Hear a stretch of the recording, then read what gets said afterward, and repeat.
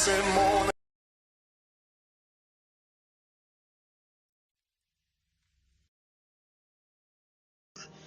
Had a vision for 20 in the morning, thinking of my little sisters in mourning. Struggling with realities, no melodies, holidays are the same, everything's changed. No Bowie, no Prince, and no Michael, no Andre Crouch, and the disciples, no Walter and Winter, Deborah Coley, no Whitney, no George Michael. Toys R Us gone bankrupt. Damn, the Guitar City went bankrupt. Everything from my childhood's missing, man. Man, I swear it's such a fucked up feeling, man. I'm the man, it's a simple observation. And I'm not sad, but it's not a celebration. I'm just trying to put the pieces back together, man. Everything's falling through my fingers like sand. It seems a tighter that I'm gripping. It seems more that I am slipping. I feel like I lost everything I love. And where's this legend of God be loved? And churches ain't the same. Gospel music just ain't the same. R&B it just ain't the same. But y'all keep telling me it's the same. But I ain't feeling nothing, damn it. And I don't wanna reach up and grab it. Shots fired into Duncan. Always knew they were up to something. This ain't no future when you're frontin'. And y'all know you still out here fool. I'm not a baby, bro, I'm grown. Don't leave me standing out here alone. That's why I wrote this song. Because I know I'm not alone. What are we out here doing? What are we out here saying? People don't care no more. So forget I don't care no more. If this is too much for you to handle, I was always too much to handle. There ain't nothing new about me. You don't want authenticity. You don't want sincerity. 2020 brought me clarity. Now I see who you really are. No mask wearing, mailbox wrecking, racist motherfucker. Let's go. Homie, you don't really want it. Sis, you don't really want it. I'm your nightmare opponent. Walking in a new anointing. Walking past all your bullets. Nothing in your trigger bullets. Try and pull it again. No weapon missed again. Tired of talking about changes. Tired of going through changes. Lie after lie. Lie after lie. Republicans and the Democrats. Prime ministers and bureaucrats. Senators and aristocrats. HBO and Cinemax. Film the babies in the cages. Babies dying in the cages. I ain't forgot about the cages. And if you did, then you're a racist. Calling it out like it is. Call it out like it is. We've been in law for a year. And we're heading for another year. Lights off for Cologne. High interest student loans. Living in a pandemic. Calculated and systemic. Start with black folks first. Kill that melanin first. Press us down and we pop up. Press us down and we pop back up. Speaking of getting it poppin', I heard you wanna get it poppin'. 400 years picked up. I guess you really wanna get picked up. We ain't playing with that ass. I'll get all up in that ass. Been doing wrong for too long. Time to sing a brand new song. Free at last. Free at last. Thank God Almighty. We're free at last. Free of your religion. All of your European religion. All of your past decisions. All of your wicked intentions. It didn't work back then. Ain't gonna work now. We were people back then. But we get rowdy now. Let's get ready to rumble. Let's get ready to rumble. Sick of being here anyway. Can somebody shout change?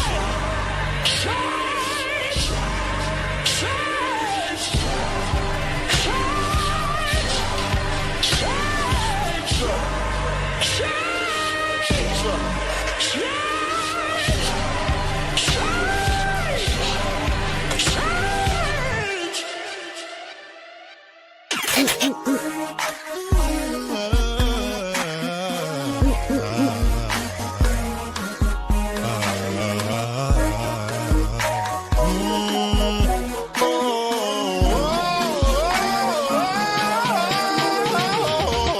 I took a hit for the team.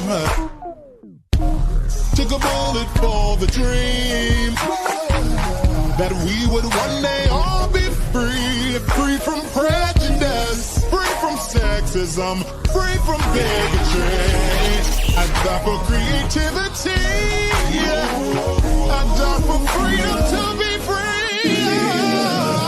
I died and left a legacy. Oh, but baby, I still live through technology. After the sun, comes the rain.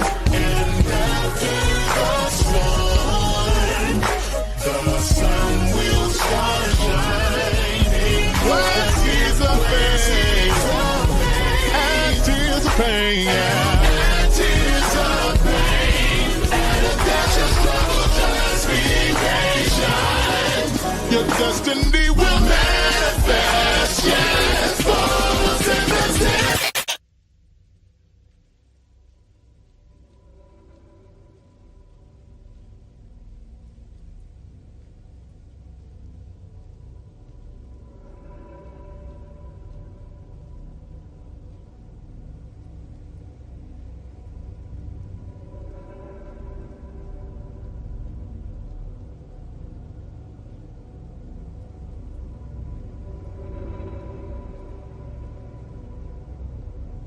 What is going on? What is going on? What is going on?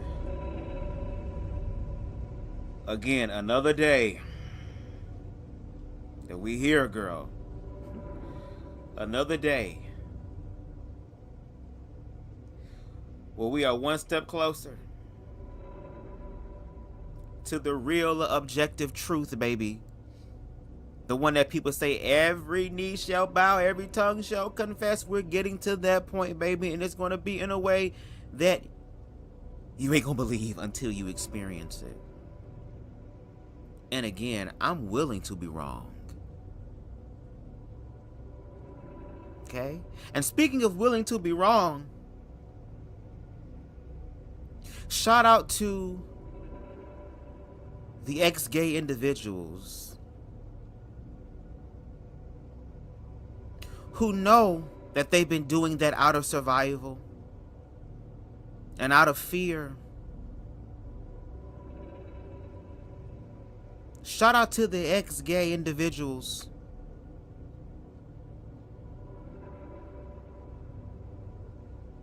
who are willing to face the wrath of individuals who survived such horrible atrocities like we learned in the last live.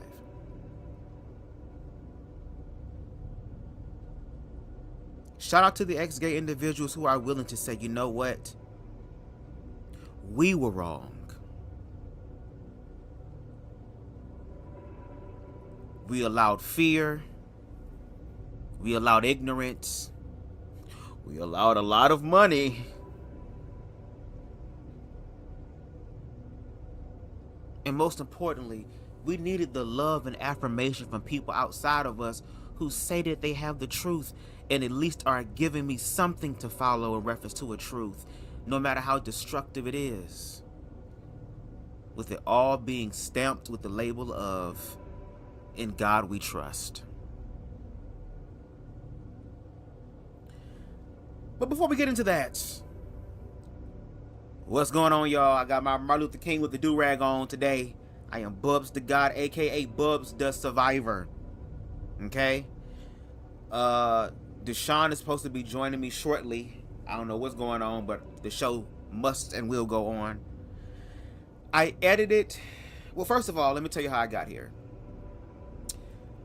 I've been mentioning this documentary on Netflix entitled Pray Away, where it chronicled from the inception of the ex-gay movement to like maybe 20 years later of these individuals basically saying that they were lying, that they were operating out of fear and survival. And because of that, a lot of people who are Christians were able to transmute that into a very destructive ministry that allows them to connect with the Old Testament God, because it was so easy to just do it in that way instead of the New Testament God or expression of God through Jesus Christ, which was more about emotion, more of the feminine energy, more of the loving and the nurturing, and seeing people for who they truly are, which is love. Again, love is what draws these people. Okay? But before we get into that, before we do that, copyright disclaimer. I might have it up here. Do I have it up here? Sure do. Boom.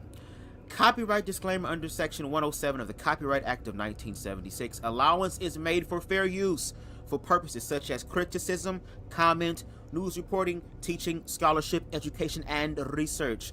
Fair use is a use permitted by copyright statute that might otherwise be infringing. Non-profit, educational, or personal use tips the balance in favor of fair use. All the videos, songs, images, and graphics used in this live belong to their respective owners, and BubzDaGawd does not claim any right over them. Okay? Now, before we get into the edited video presentation, okay, I want to read to you what's going on in Uganda, because for a while I've been trying to figure out what's been going on. I think ever since April it kind of became somewhat kind of quiet in reference to journalism about Uganda, but the what I'm going to read is from 2 weeks ago, okay, and it speaks about what the gay activists like those like myself are going through. They're being driven into exile, and not even activists who are gay, but allies who are heterosexual that stand up for queer people's rights, and how this story is going to show us and tell us, share with us how dangerous that can even be for allies, because now you have associated, let society tell you, ignorantly, yourself with gays, so you must be gay, and now you will deal with the consequences as well. Let's take a read in that real quick. This is from The Guardian. Matter of fact, let me check and make sure my sound is on. Hold on 1 second.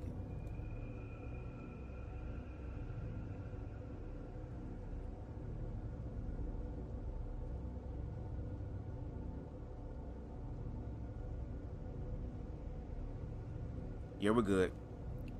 Are you cooking, Deshaun? Okay, take your time. Take your time. Glad you're here. Okay. Let me go ahead and read this article.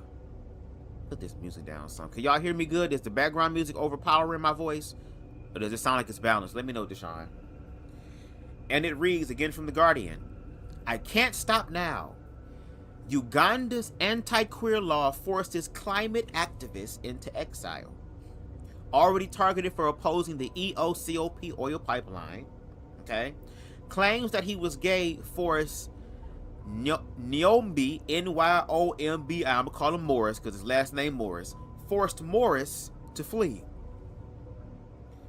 When an anonymous call threatened to rape and arrest Morris if he did not stop promoting homosexuality, he knew he had to flee Uganda. The 26-year-old climate activist, who had become outspoken about queer rights after his sister was revealed as a lesbian and expelled from school last year, has faced a fierce backlash for his advocacy. And things only got worse after his environmental nonprofit organization, Earth Volunteers, began collaborating with queer groups to support young people who identified as gay and were at risk for persecution. You making sausages? That sounds good. Morris was accused online of using the influence he had gained from climate justice campaigns to, quote, advance foreign ideologies on gender and sexual rights, and of recruiting high school students into gay clubs through his youth-led organization. Quote, the consequences of queer advocacy in Uganda are scary, said Morris. Since these claims started, people are afraid of being associated with me because they risk being labeled a gay activist. The online attack soon had offline consequences for Morris. Y'all talk about, oh, this is online, bro. Chill out. Why you so mad, bro? Damn, you that mad, bro? Yeah, because this shit plays off, unfortunately, in real life. Offline. A number of schools withdrew from environmental projects with Earth volunteers, again his group, and members of his family began to face reprisals at home and at school. His mother was notified by a local residents association that Morris had been banned from their village due to his links with the queer community. Hold on, y'all. Sorry, on my nose. Morris's mother was later summoned by the police, who asked about his whereabouts and seized her phone, he says. His two brothers were suspended from school due to their links with him. Damn. Morris says the threats escalated after he resumed activism against the East African Crude Oil Pipeline, the EACOP, a controversial project that will transport oil from Uganda's Kingfisher oil fields on the shores of Lake Albert to Tanzania. His campaign against the pipeline had landed him in trouble with the authorities in 2022, prompting him to stop speaking publicly on the project until earlier this year, when he raised concerns again after several activists were arrested during EACOP protests. But it was only after tabloid newspapers and other news outlets began publishing claims that he was gay that Morris, who identifies as straight, began to fear for his safety. Damn, so even the straight people aren't safe. While his environmental activism had placed him under threat, claims that he was gay or promoting homosexuality gave the authorities legal grounds for his arrest under the world's harshest anti-queer law, which was passed last year. The Anti-Homosexuality Act, which imposes up to 20 years in prison for, quote, recruitment, promotion, and funding of same-sex activities, and life imprisonment or death penalty for certain same-sex acts, has had a chilling effect on freedom of speech, according to an Amnesty International report released this week. Roland, and I ain't gonna pronounce his last name, girl, shout out to him, Amnesty International's Uganda's researcher says, because of the punitive nature of the Anti-Homosexuality Act, human rights defenders and political activists face the threat of being accused of being queer themselves just to gag or intimidate them into silence. The report documents widespread patterns of technology-driven attacks against queer people and rights defenders in Uganda, including doxing, which is short for dropping documents, intentionally exposing online someone's identity or personal details without their consent, outing, exposing someone's sexuality, blackmailing, impersonation, hacking, and disinformation. It's said that the authorities not only failed to prevent or address these abuses, but played an active role in encouraging and condoning them. Many queer people and rights defenders have had to change how they operate online for fear of being subjected to violence, unlawful surveillance, or arbitrary arrest. Quote, the overzealousness of law enforcement to make arrest or persecute these cases means the proper investigations may not be carried out, says, I guess his name is Ebola girl. In some cases, the police use the stringent laws and penalties to extort those under investigation. After the threats against him escalated, Morris went into hiding. Lord, my nose, Jesus, I feel like I sneezed. Morris went into hiding for a few weeks, and then, with the help of the Uganda-based human rights group Defenders, fled to Denmark, where he had applied for asylum. Hold on, y'all.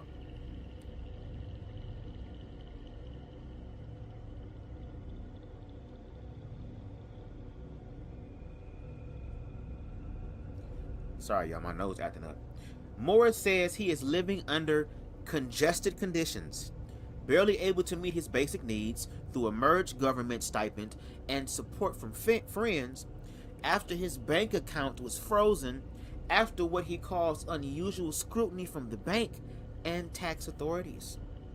The long idle days at the center as he waits for a decision on his asylum status are, quote, mentally draining to him, he says. Quote, I cannot go back to Uganda because politically I'm not on the same page as the government, and that puts me in danger, says Morris. It is challenging to have my life brought to a halt like this, but I can't stop now.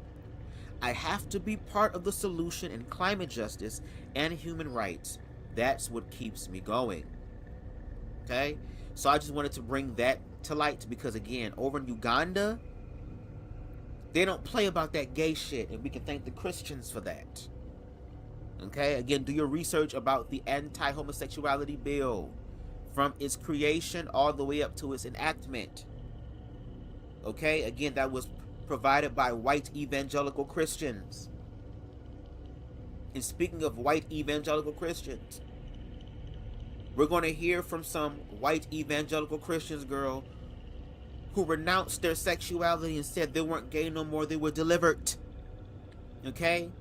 Only for 20 years later to come out and say that they're sorry. They're sorry for lying.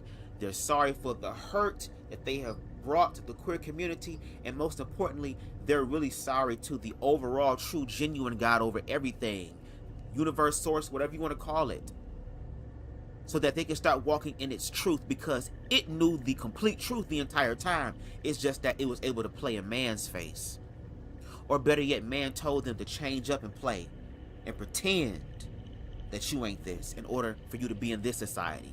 And I started again with that article from Uganda, from The Guardian, over in Uganda, but it's crazy how it was about the story of a heterosexual man who, just by standing up for queer people, became a fag himself overnight, and what no dicks involved.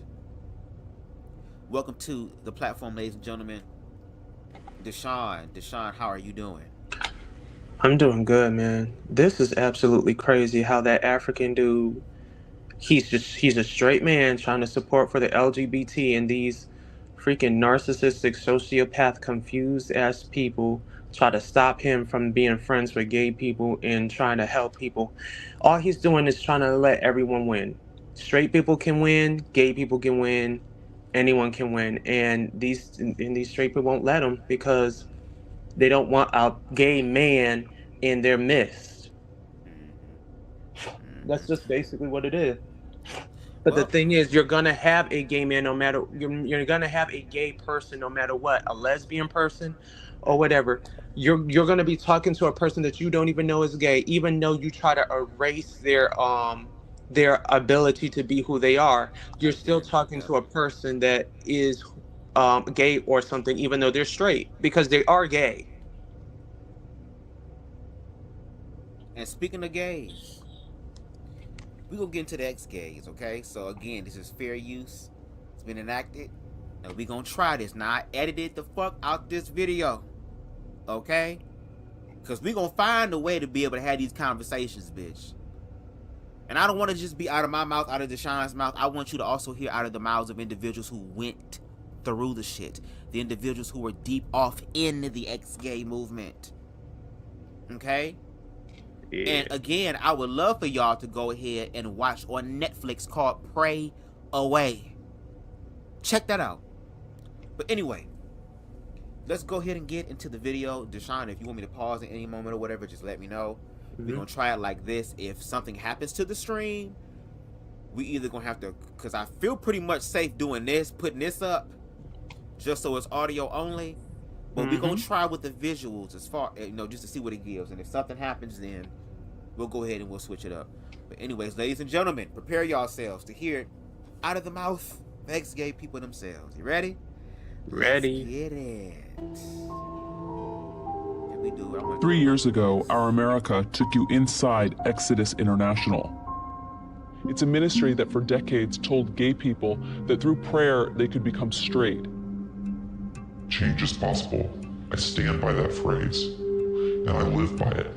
The opposite of homosexuality isn't heterosexuality. It's holiness.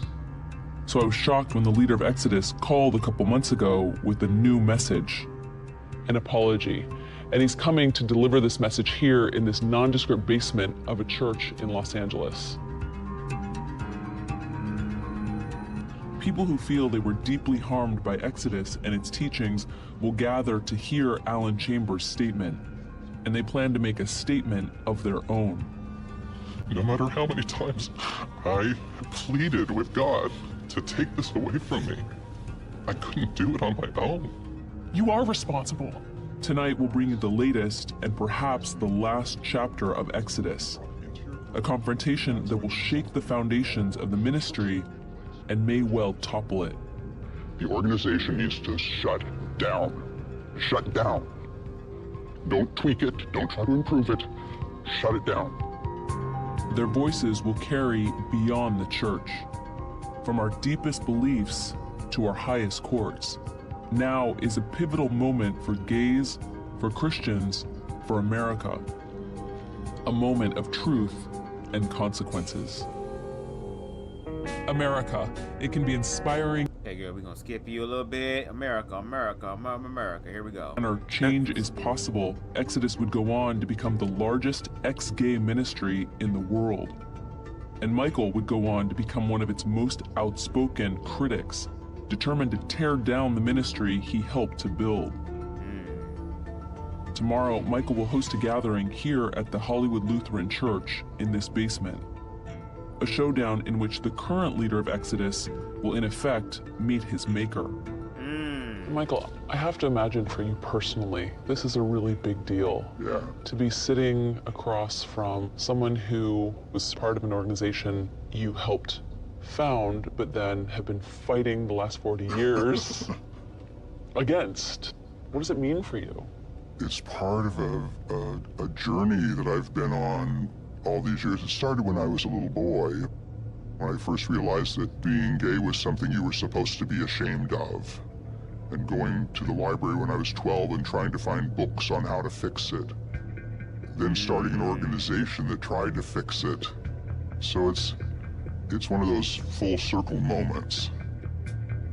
It's a circle that began in 1976 in a church not far from this one. I was going to a big mega church in Orange County, and there were support groups for people who were divorced and support groups for people with alcohol problems, but nobody was talking about homosexuality. Throughout his teenage years, Michael had grown increasingly and shamefully attracted to men. It was a very different time. Homosexuality. Hold on one second, let's pause. This guy, when he was younger, just said that when he was younger, he decided to go ahead and try to find ways to educate himself about homosexuality. He couldn't find anything, or at least he thought he could have found anything.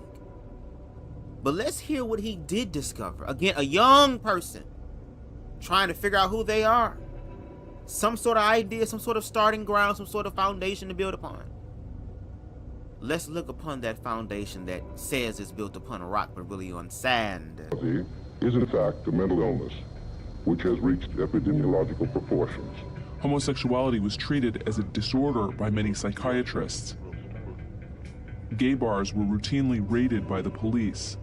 And in popular culture, gays and lesbians were widely portrayed as deviant, depraved. By the time he was 20, Michael knew he didn't want to be gay. And when he started the support group that would become Exodus, he discovered he wasn't alone. Initially, it was just about getting together, talking about the struggle of trying to balance our faith with our sexual orientation.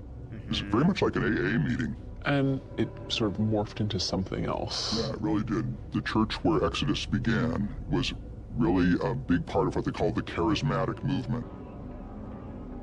That really believed in miracle healings and spontaneous deliverances and things like that. If people could be set free from other things, why not be set free from homosexuality and become straight? In this rare recording from 1976, Michael Bussey addresses fellow Christians yearning to break free from homosexuality. Let's take a listen. I believe that Jesus is the only answer for the homosexual person. He's the only solution to that problem. It was a message that would soon spread like wildfire. Homosexuals can change through the work of Exodus International. In the 1980s, an evangelical Christian movement swept America, and Exodus rode the wave. Pastors and counselors distributed Exodus tapes and materials to their congregations, promoting the message that change was possible. I've changed. He's really changed. I've changed. Exodus became a clearinghouse for a form of gay rehab known as reparative therapy. Reparative therapy is teaching them how to internalize their sense of masculinity. And when the client begins to discover that these basic emotional needs are met, they begin to notice that their sexual attractions diminish. But for Michael Bussey, it proved to be a false cure. After having been instrumental in starting Exodus, we found that something unexpected had happened. What happened? We realized that we had fallen in love with each other. Wow.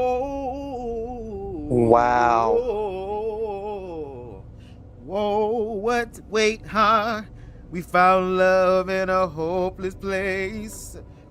For the gays that's single, don't worry, girl. Hell gonna bring y'all together, bitch. That's when you know the love real, bitch. You ain't gotta worry about a motherfucker playing with your emotions and your heart, bitch, when shit good. Wow. Wow. So these girl, he said on the phone, Jesus is the answer. And Jesus sitting back like, yeah, I am the answer, and the answer is love, and y'all found it within each other. Well, how do you feel about that, Deshaun?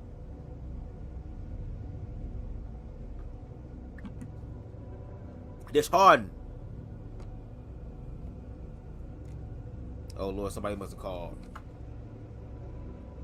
But that's kind of like, wow, that's kind of crazy. You can't change a person of who they love. No matter what you do, you can't change what they do. You can't, like you say, you can't suppress it, but you can't change what they desire. And you can't change it. Go ahead. I'm sorry. Go ahead. Because the thing is, it's kind of like, it's like you're trying to, it's like you're trying to make someone, you can't make someone straight to be gay. So why you want to make someone gay to be straight? You can't. You can't, because the desire is way too freaking strong, because that's their preference. You know what I'm saying? Like, it's just stupid to me. And then they say, oh, if we put in masculinity and everything else, it will reduce homosexuality. That doesn't matter, because masculine men go for mass. Of course. You just don't see it, because the thing is, you just don't see these men on the outside as you as a heterosexual person, because you're thinking that person's heterosexual, knowing that he's not heterosexual. And then if you see two masculine gay men together, a lot of times they will be like, oh, wait, y'all gay? Because, again, society says that gay has a stereotype that's readily identifiable, able to be identified. You know what I mean? And that's not everybody. That's not everybody. Like, we're not a monolith. There's different expressions of fucking queerness. But it's just interesting how, again, these people who, again, I feel like we're not changing because there was something innately inside of them without the Bible. It's kind of like if I stub my toe right now, ow, I didn't need the Bible to let me know my foot hurt, my toe hurt. Yeah. My body told me, gave me information for me to be able to, relay of what's going on. Right. So my thing is, when you know who you are and you live in a world that does not affirm that or tells you it's negative, especially when you're younger, you're gonna, first of all, want to change, because who wants to be the outcast? Who wants to be the one in exile? Who wants to go through that? But it seems as if, though, you really walking and trying to find your truth and trying to walk in your truth, here it is, these individuals were walking in spirit and deception, but when it came down to romantic love, baby, it was there. Not lust. You didn't hear him say, I fell in lust with him. Oh, we was hooking up on the weekends, girl, pretending and playing. No, they fell in love with each other. Oh, speaking of lust, let me just let me just tell you the meaning of lust, because a lot of people keep putting homosexuality into lust, and that's not the meaning of what it is. So, Here's the dictionary.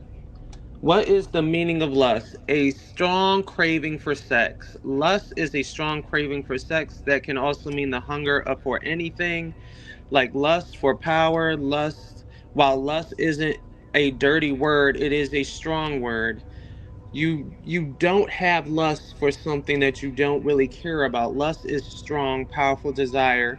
Whether it's a noun or a verb.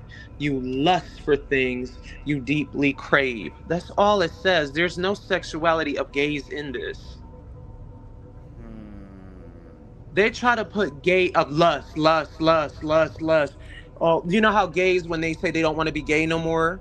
Oh, I was lusting for this person and Oh, we stuff gonna like hear that. all that tonight. A lustful spirit. That's Lustful why the spirit title could is be named Out of the Mouth of Gays, from the mouth of ex-gays. Go ahead. because they put the label on lust on them. That's the thing. They do that on purpose. They don't even know the definition of lust. And let me tell you something else. There was a man and a woman lusting. There was a painting in the 1700s of a man and a woman lusting. There's no gay people lusting. A painting. And then a meaning of lust. Lust is something that is temporal.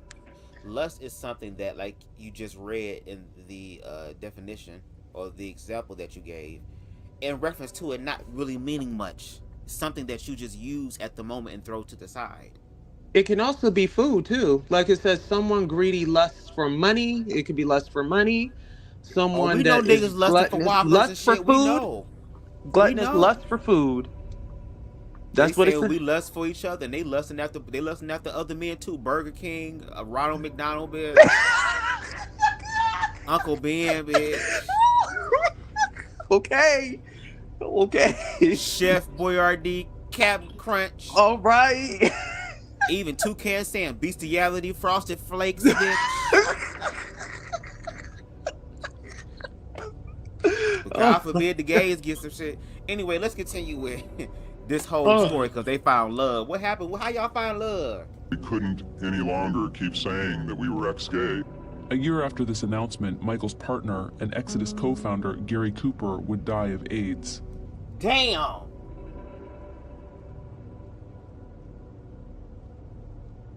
Wow.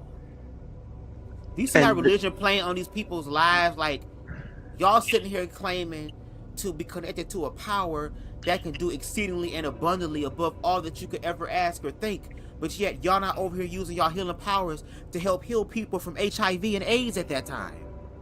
Exactly, because it's God's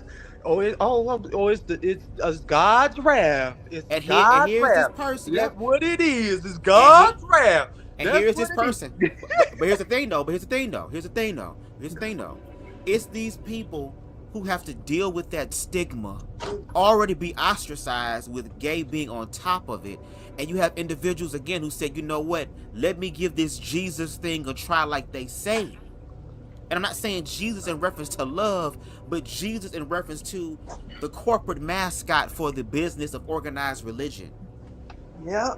These people made money off of these people's lives, off of these people's pain and misery. And here it is, he felt like he was doing the right thing and still unfortunately succumbed to AIDS. But he was doing what God asked him to do. He sat down or laid down his sexuality that was asked of him by the people who claim to represent God. Did all of that. But look what happened though. Is that still, in the words that Deshaun said, is that still God's divine wrath and judgment, even though he was trying to turn his life around and still got caught? Wow. But yet that same type of, oh well damn, well he shouldn't have did it in the first place. Okay, let's hypothetically go down that road and say that's the case. Guess what? As the homosexuals start to read the Bible a little bit more, y'all gonna be in there too. So I hope y'all ready and y'all prepared for y'all section of hell. Listen. And no shade, some of y'all out there judging have multiple chapters in it. Multiple stories. Are you ready? Yeah, this is crazy. And the reason is also women are getting, AIDS and HIV too. Yeah, unfortunately, black women are the highest, or I mean, are number one. And Queer also, people, gay men are at the highest risk, but black women, unfortunately, are number one. because they're too naive to see what these men are doing. That's the thing. They're so naive. It's just ridiculous. Your naive will catch up to you. It's really, really crazy. And unfortunately, a lot of times it catch up to some of those women because of the closet they keep trying to create for us, known as the download closet. But anyway, let's continue with the video. Michael left Exodus, but the ministry continued to grow, establishing chapters across the country, including Orlando. Easter Sunday, 1992, I was sitting in my favorite gay bar in Orlando, Florida, waiting for my friends who didn't show up. And as I sat there that night, someone did show up. And it was God. Within a decade of that Sunday, Alan Chambers would become the new president of Exodus International. He was just 29 years old, bright and brash, with a powerful testimony. I've been praying since I was 11 years old that God would fix me, cure me, heal me, give me a lobotomy. 11 years old. Give me amnesia. I didn't care. I just didn't want to be gay. Anybody bear witness to that tonight? I'm the poster boy for this. The proof, if you will, that Some change Queen is possible. Spicy. How did you overcome homosexuality? People say once you're gay, you're always gay. You can't break free from that. That's not true. For over 15 years, Alan has been living what he calls God's best plan, with his wife Leslie and 2 children. I'm sure many people have said, this guy's living a lie. He's denying who he really is. I'm denying the power that those things had over me. As I lived my life through the filter of my faith, my sexuality changed. That's not a lie, that's the truth. It's Alan Chambers' truth. But for many who would pass through the doors of Exodus and its affiliated ex-gay ministries, the path to heterosexuality would not lead to the promised land, but to self-deception, shame, depression, and even suicide. In 2000, the American Psychiatric Association condemned the practice of gay reparative therapy, and Exodus would soon come under intense fire. In 2012, in a follow-up interview after the broadcast of Pray the Gay Away, Alan Chambers publicly renounced reparative therapy. And tonight, for the first time, he will confront his accusers. Oh, I want some of these ex-gay people now. Jackie Hill Perry, I need you to sit down in the room, girl. Donnie McClurkin, I need you to sit down in the room, girl. I need y'all to sit down in the room, baby, and show us that it's real, baby. Because the one thing about God, whether it's something happening, no matter how long it might take, it eventually happens.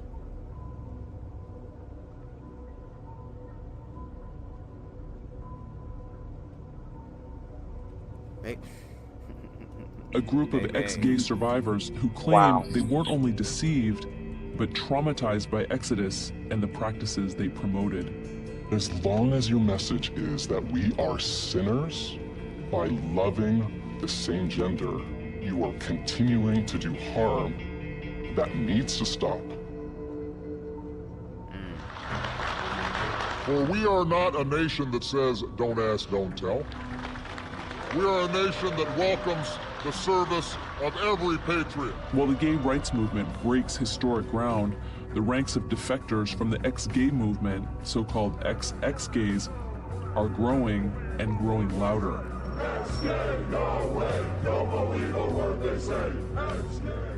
Michael Bussey is helping them find their voice. Decades after founding Exodus, he has found a new calling. I retired a few years ago and now full-time. Pretty much I deal with folks who come out of either Exodus or reparative therapy programs. I have a couple of online groups I do on Facebook and get up first thing in the morning, sign on, and I pretty much stay on all day long talking to them and offering them support. Do you feel kind of a sense of obligation to this group? Yeah, I do. I feel a real sense of responsibility, even more than responsibility, probably guilt would be a more appropriate word. They call themselves ex-gay survivors, and they post from every corner of the country about their experiences, their pain, their hope, their anger. One of them is Gail. When she was 12, she joined the youth ministry of her local church in western Pennsylvania. There, she confided that she was taunted in school for being gay, and that in fact, she was attracted to girls. 12. Gail says the church told her such feelings were That's sinful, crazy. but Wait, hold curable. on. 12. Go ahead. 12 years old. And let me tell you something. If these people are so scared of homosexuality, why would these kids taunt this little girl, and where do they know this from? Ooh, that's the question. That's the problem. Like, you put the They had fear to of learn it from homosexuality somewhere. even to Y'all a be saying that to us. They had to learn it from somewhere. Let Where they kids be learn kids. that Oh hate. my God, the kids. Oh my God, the kids. Let them be. Oh, let them be. Let them figure out what they know. And when they figure out what they know, you're teaching other kids to be homophobic to the next kid that's different, instead of just letting kids be kids. So you're going to have them as homophobic all the way up to adults, so they can stay their old ways. Of course. Of course. Like, these people tend to, like, I don't know if it's the grits or the fucking chemtrails or what, girl. But my thing is, do they not forget that they grew up with other queer youth who were their peers at the time? Right. Y'all was probably bullying the motherfucker. It's just that y'all have grown up as fucking adults and done the same thing. Like, we literally, baby, the way the information and that history is literally revealing what the truth is, because again, for the truth, you gotta search for it. And these niggas don't have the capacity to search for it. But I bet you if they found out that they needed a coupon to get something from fucking Jimmy John's or Pizza Hut or something, I bet you they'll go hard in the paint to find that. Wait. Okay. I bet if it was a discount for something that you want, a nigga, you would find a way to get to it. So it's kind of like, we share this information and it'd be like, nobody fucking cares, but that's okay. We care. And eventually there will be a society, a generation that will care for humanity enough to actually do what a lot of y'all are failing to do because of y'all fears. The kids at school thought I was a lesbian, and I didn't know how to say yes or no to that, because I knew in private I was praying this thing away, and that was nobody's business. 12. So I really didn't know how to reconcile that with being a good Christian girl with this private struggle. And so that was my first experience of what felt like being suicidal. In her early 20s, Gail began counseling sessions with an Exodus-affiliated ministry in Cincinnati. I was involved with those group sessions for about a year. They compared a lot to what an alcoholic would face as far as being in recovery. So if like you're tempted, you call in. They putting women, lesbians, and all that shit to alcoholics. So I guess they saying, bitch, if you an alcoholic, bitch, the doorway to your booty hole, bitch, is open. When I came out to the group that I was in, and I told them that I had kissed a girl, the group member stood up and she said, "We need to pray for you right now." She pushed me back into the chair and she said, "You need to know what healthy female touch is." Can you pause that right quick? And she told another. Yeah, what's up? I kissed a girl and I liked it. Fantastic. Okay, so when they made that song, how come no one had an outrage about that from Katy Perry? First of all, girl, I don't know what remix you did. You know, black people will sing shit and they don't know the words, where they were like it all the way through. But no, you're right. Like, but there was a little bit of pushback for that. But again, it's two women. When it's women, it's still, they can transmute that in a way to where they can benefit from it. Because at least I can be, instead of conquering one vagina, I can conquer two at the same time and have them conquer each other in front of me. So there is still something there for that. They, especially if they find the girls hot and attractive and big ass titties and shit. But if it's two men, oh no, that's where the line is. It's drawn. It feels so wrong, but it feels so right. That should be the model for the DL culture. Remember to stand in front of the door. In a journal entry, Gail recounted the moment that for her, counseling had become coercion. A powerful switch went off in my head. I actually literally fled my last meeting there in tears because I knew that what they were teaching was damaging. By her account, Gail got out in time. Others weren't so fortunate.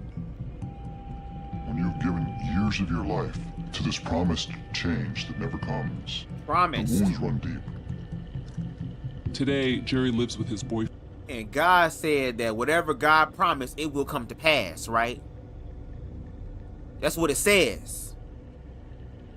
Well, God didn't say how long. Yeah, but it said it would come to pass, and there will definitely be changes. And on top of that, Jesus did stuff instantly, miraculously. So why are y'all having a problem? Oh, because y'all be the same niggas that would have fallen asleep on his ass in the garden.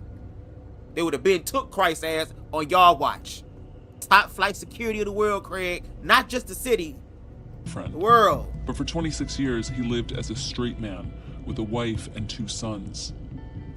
I did all the normal things that a married husband does. You know, get up in the morning, have breakfast together, and go out to work all day and talk about things and share things.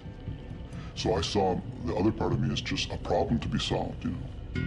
To solve his gay problem, Jerry listened to tapes from Exodus and joined an ex-gay fellowship in his native Buffalo.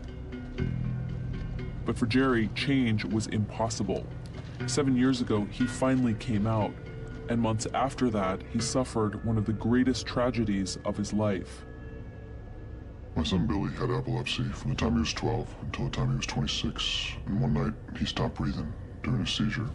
Wow. And he died. Yeah. And it was devastating for all of us. And when I came back to town for the funeral, one of the people from Exodus had said to me, it was your fault. And I was like, what? And he said, well, the Lord took his hand of protection off of your family because you chose the homosexual lifestyle. Do you hear this shit? Wow. No, that was fucked up. That was really fucked up. And the thing is, how do you know what God said? You're a human. Did God say that to you? Well, I'm talking about these people that told him that. Let me tell you something. If I was in his situation, no shade, and I had just lost my fucking child, even though the fear of that was already there, because now with that response, it making it seem like I'm responsible for my child having that anyway because I was gay. So I guess that, you know what I'm saying? But it's like, if your ass sit up here and say that to me after my child has passed away, I hope the Lord also gave you instructions on how to move your motherfucking head the right way, like you Neo from the Matrix, because the way I'm gonna be throwing these motherfucking hands, bitch, you better be able to block all that shit too. The Lord better tell you how to do a motherfucking Mortal Kombat combo, back, down, X, square, triangle, and know how to fucking do this shit. Oh my god. Hell. Fucked up. Like, come on, bro. Like, this is what we talking about. We ain't got to lie, Craig. We ain't got to lie. But the thing is, living in secrecy, and lying to your wife, lying to the wife, that all she worked her hard ass off trying to love you, but you love someone else to a man. That's so right, because the thing is, no one needs to know, because even her, she accepts it, because even though she gets mad, she's not that mad to the point where, oh my god, because the thing is, a lot of women go through this. It's the same cycle, like, but the thing is, it's like a broken vow under God by being with a wife, even though you're with a desire with a man, knowing that you sleep with a man. It's so weird, but no, everyone's quiet and nothing's that bad. Or they'll say they should have came out. Why didn't they come out? Why didn't they come out? Because you told them that gay is wrong. So what the hell are they going to do? And also, you beat them. You had prostitutes on them. You did all that other shit. Whooped them, beat them, slammed them, all that, choked them, all of that. But now, the other family side that is with the daughter's side, she doesn't know who he is or who he likes, so she just goes with it. And when she finds out that he's who he is, it's like, oh my God. Oh my God. I gotta tell everybody. And then he goes crazy, shoot her, shoot himself. I mean, this is the same freaking stuff. He was in Bill's arms, open mouth and French kissing. I was ready for Mary, Susan, Helen, and Jane. But the whole time it was Bill who was sleeping with my man. Shout out to T.S. Madison for that. Oh my God. I love T.S. Madison. I love you, T.S. Madison, baby mama. I love you. And she loves short people too, so I know she would love me. But anyway, let's continue with the video, baby. It was in Bill's arms. Given that state of vulnerability that you were in, did part of you believe that? You know, I hate to admit it, but I think when you're raised with the message that you're wrong and that you're evil, that some of that haunts you and stays with you in a way, and you almost feel like you deserve bad things because you couldn't fix it, you couldn't overcome it, you couldn't conquer it. Wow. It really goes in deep into the heart and really does a damage. You acknowledge that Exodus has hurt a lot of people. How do you make up for that? I don't. There are things that you can't undo. There are wounds that won't be healed in this life. And that's a hard thing. The only thing I can do is say, I'm sorry. And this is exactly what Exodus President Alan Chambers plans to do. Tomorrow afternoon, Sunday, he'll speak at the Hollywood Lutheran Church in Los Angeles. He will not be speaking from the pulpit, but in the basement, to a group of ex-gay survivors face to face. To organize the event, he turned to an unlikely ally, Michael Bussey, who enlisted the group of ex-gay survivors from his support network on Facebook. I try to put myself in Alan's position and think, God, how would I feel if I was going to come into a room of ex-gay survivors and people who feel they've been harmed by my organization and have to listen to them vent their frustrations at me? Yeah, I think that takes a certain amount of courage. Hell yeah. Tomorrow will be the second time Alan and Michael have ever met, and the first time. Nigga, hell yeah, that's courage, bitch. And then on top of that, the courage of you feeling the guilt and shame is no comparison to the shit that the motherfuckers actually went through and survived. Let's not forget that list that we saw yesterday. Having your member cut off, aversion therapy, electroshock therapy. What's the last one they had again? Lobotomy. Motherfucker said that he was getting ready to get shocked up, and the person before him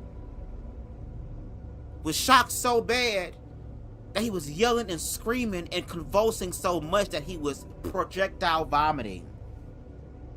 And he laying there knowing that he was next in line. Yeah, nigga, yeah.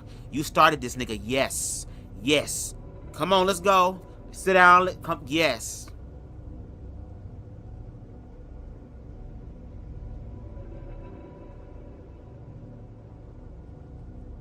And the crazy part is that what this man about to go through and sit with all those people, he about to really have his real Jesus Christ moment. He about to really have his I'm on the cross moment. I'm sorry, but I have to say this. I think white people low-key, and I don't want to be racist, they are the ones that did this. They're the ones that did this. Because the thing is, they had a history of doing this to each other. I'm just being real because I just figured it out. There was a history of white people that have did this towards each other, to the point where the idea of incest had to step in. Such as, if the son looks feminine or anything like that, they use them as a concubine to have sex with their own mother or sister to cure it. By the kings and the queens. This has been going on for centuries.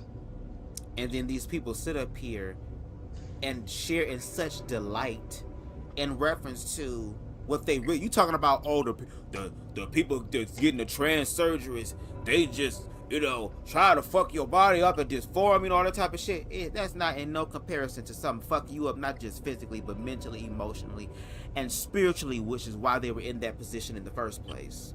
What in the world? Conscious TV like my freaking my photo? Oops. You good? Let's continue, y'all. Most of the survivors will be meeting each other. I have not met Michael yet. I will probably cry when I meet him. There's no way around it. His heart for being alive to see this organization end is so clear to me. He exists to undo what he founded.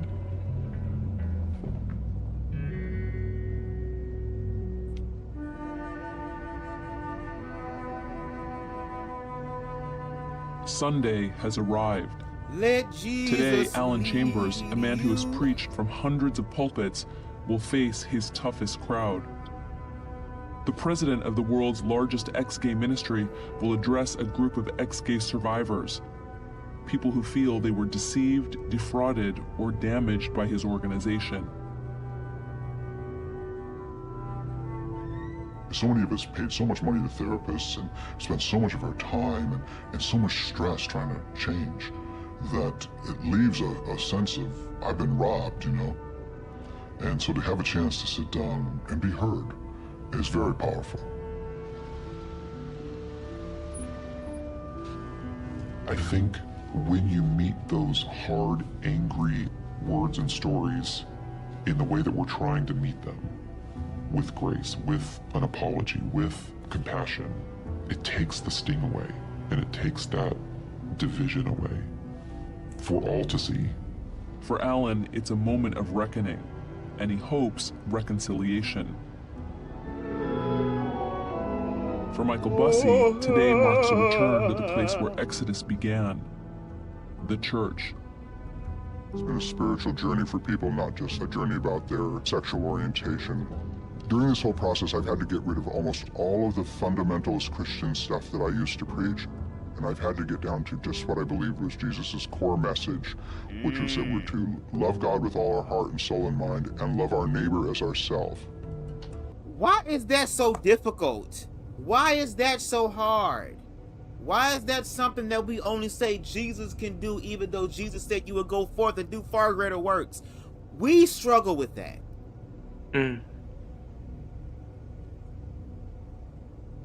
That's the ultimate sin right there. To not do what Christ asks in reference to that, what he just said. Love the Lord your God with all of who you are, which means including yourself, because you are the conduit. Your spirit, this experience is God experiencing itself. So you have to accept that. And then when you accept that within yourself, you can easily go out and see the God in them. Or let me say it in the way a lot of Christians understand. Didn't Marvin Sapp say he saw the best in me? When everyone else around could only see the worst in me? But see, it's okay to sing that song when it's about you, though. When it's your turn to be in front of the microscope, in front of the mirror. But you can't give that same grace and mercy to other people. Well, if you want to show some sort of reconciliation with the fuck yeah we finna hear going forward, baby, that's what it's gonna sound like. But go ahead, Deshaun. Yeah, but they're only there. Yeah, but they're there for themselves. All they worry about is themselves and their self-righteousness rhetoric. That's basically what it is. Yeah, but we gonna see how you really handle it like a G. Let's see. But for one man, today is like no other. This is Christian. Like Alan and Michael, he appeared in the original Our America episode, Pray the Gay Away. At this time, I want to bring Christian up. Come on, Christian, And we're for a gonna take a second. look at that next. 3 years ago, this was Christian. He used to wear all this makeup, but God transformed this boy's life. And 7 years ago, this was Christian. He was deep into what he called the lifestyle, not only gay, but flamboyant and promiscuous, a drug-abusing drag queen. I was just like, this isn't right on any level. Janet gave me her phone number and she's like, you know, I want you to come back. Just promise to come back at least one more time. Janet is Janet Boynes, an ex-lesbian pastor I met at the Exodus Freedom Conference. What if a guy would have came up to you and hit on you? Would you have been strong enough to walk away? I don't know. She took Christian under her wing, serving as his counselor as he attempted to walk out of homosexuality. As we toured some of his local haunts, however, it became clear to me that Christian still had a ways to go on this walk. This is the place I go to because it's the closest bar to my house. Happens to be a gay bar. And it happens to be a gay bar. Do you still feel You can't get shit from Myers, nigga? Yeah. Walmart, take Like it home? sexually, yeah. Drink Like with the way more Lord. than girls. But the next time we met, about a year later, a lot had changed for Christian. I took down all my art that I've done, and so I decided I want everything out and I want to kind of begin new. Beginning new for Christian meant purging his found object art and finding new sources of inspiration. With Janet as his personal spiritual trainer, Christian had a new regimen designed to strengthen his masculinity. Yeah, it's gonna solve the problem, girl. I hated gyms because that's a man thing. I hated sports because it's a man thing, and I didn't want anything to do with men. I shut down the names that I'd been called growing up. Fag, homo, you know, I got, you know, you're a woman. And of course, I've never been able to step into my manhood. So to go in there and conquer that fear is really powerful to me. Christian told me he didn't go near the gay bar anymore, or any bar for that matter. Our friend that you've been hanging out with, Hell yeah, he found the gym. dating, Fuck the bar. nice girl. Shut up. He'd been celibate for the last 5 years, but he was thinking differently about the next 5. When I have time to daydream about my future, it is to be with a woman. It is to have kids. It's amazing seeing all the changes, and I know, you know, the more the world sees, the farther down their jaws are going to drop. After his appearance on Pray the Gay Away, Christian became well known by many in Exodus and the ex-gay survivor community alike. They wanted to meet him, and it turned out Christian wanted to meet them. So we booked him a last-minute flight from Minneapolis, and now here he is. How you feeling? Shaky.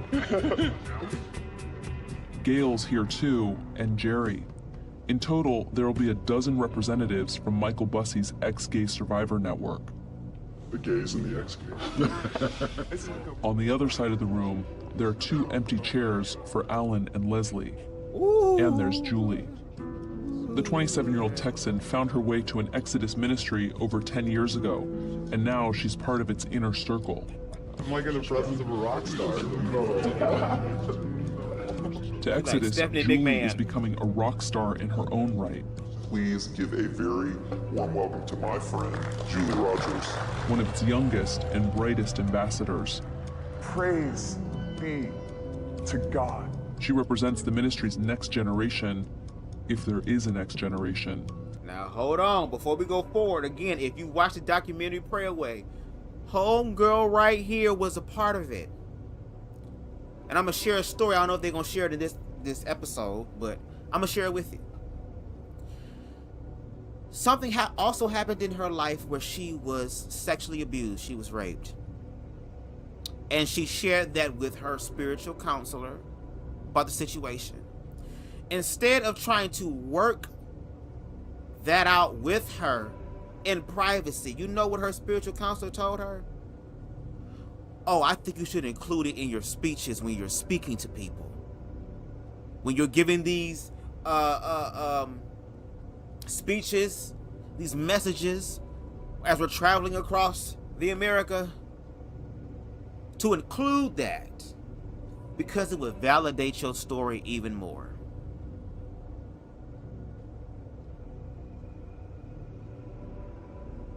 I hope this is not your po-piss ass way.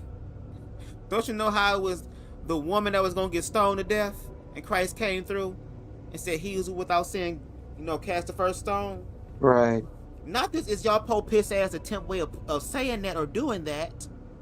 Because I feel like y'all would have stoned her, but again, because it benefits you, put it in the story. Go ahead, put it in the story. It'll make it better. Oh, but we gonna see about that tonight. For now, though, Alan Chambers is the leader of Exodus, and it's time for him to face his accusers. Baby, baby, baby, baby, baby. What do you think you represent to some of those people? Baby, baby. Well, I represent the abuser, and people who have been abused don't often take kindly to the abuser offering an apology.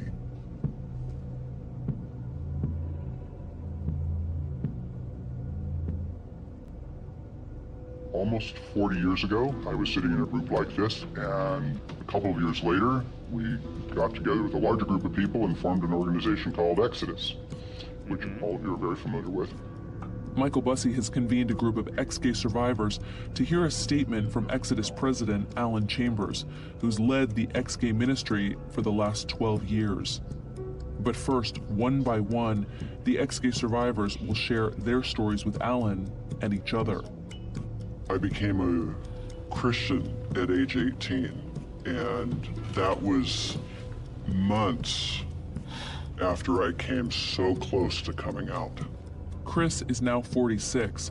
He finally came out of the closet a year ago, ending a 19-year marriage and a career as a pastor. I saw myself as the star. I was the star ex-gay, because I was getting it. And I would come into the counseling session, how's this going, how's that going? And I would say, it's going great, and inside I knew it wasn't true. What I was learning was how to hide more. Going through Exodus caused deep strains inside Brad's family as well. My relationship with my parents really suffered because I assumed that they were to blame for me being gay. And I blamed them for it and cut them out of my life. I was told that boys are gay because their dads weren't involved, you know, and I'm like, I bought it. I did the Exodus thing, I did the therapy thing, and I kept thinking when I get healthier and healthier and healthier, I'm gonna wanna be with a woman. And it never.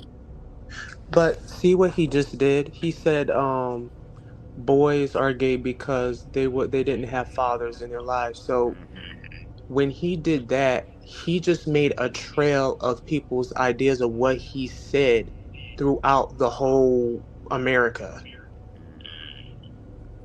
You understand? Because that right there is his past ideas of what he did as an ex-gay man that passed through all the other fathers, all the other stuff. Because they hear this. People hear this. Of course. And then they take it and they're still using it to this day because of him. Exactly. Well, it ain't just him. It's the fact that that's the idea that he was taught. That was told to him. You know what I'm saying? So again, there is this idea of what causes homosexuality. Scientists still don't even fucking know. So what makes you think you know?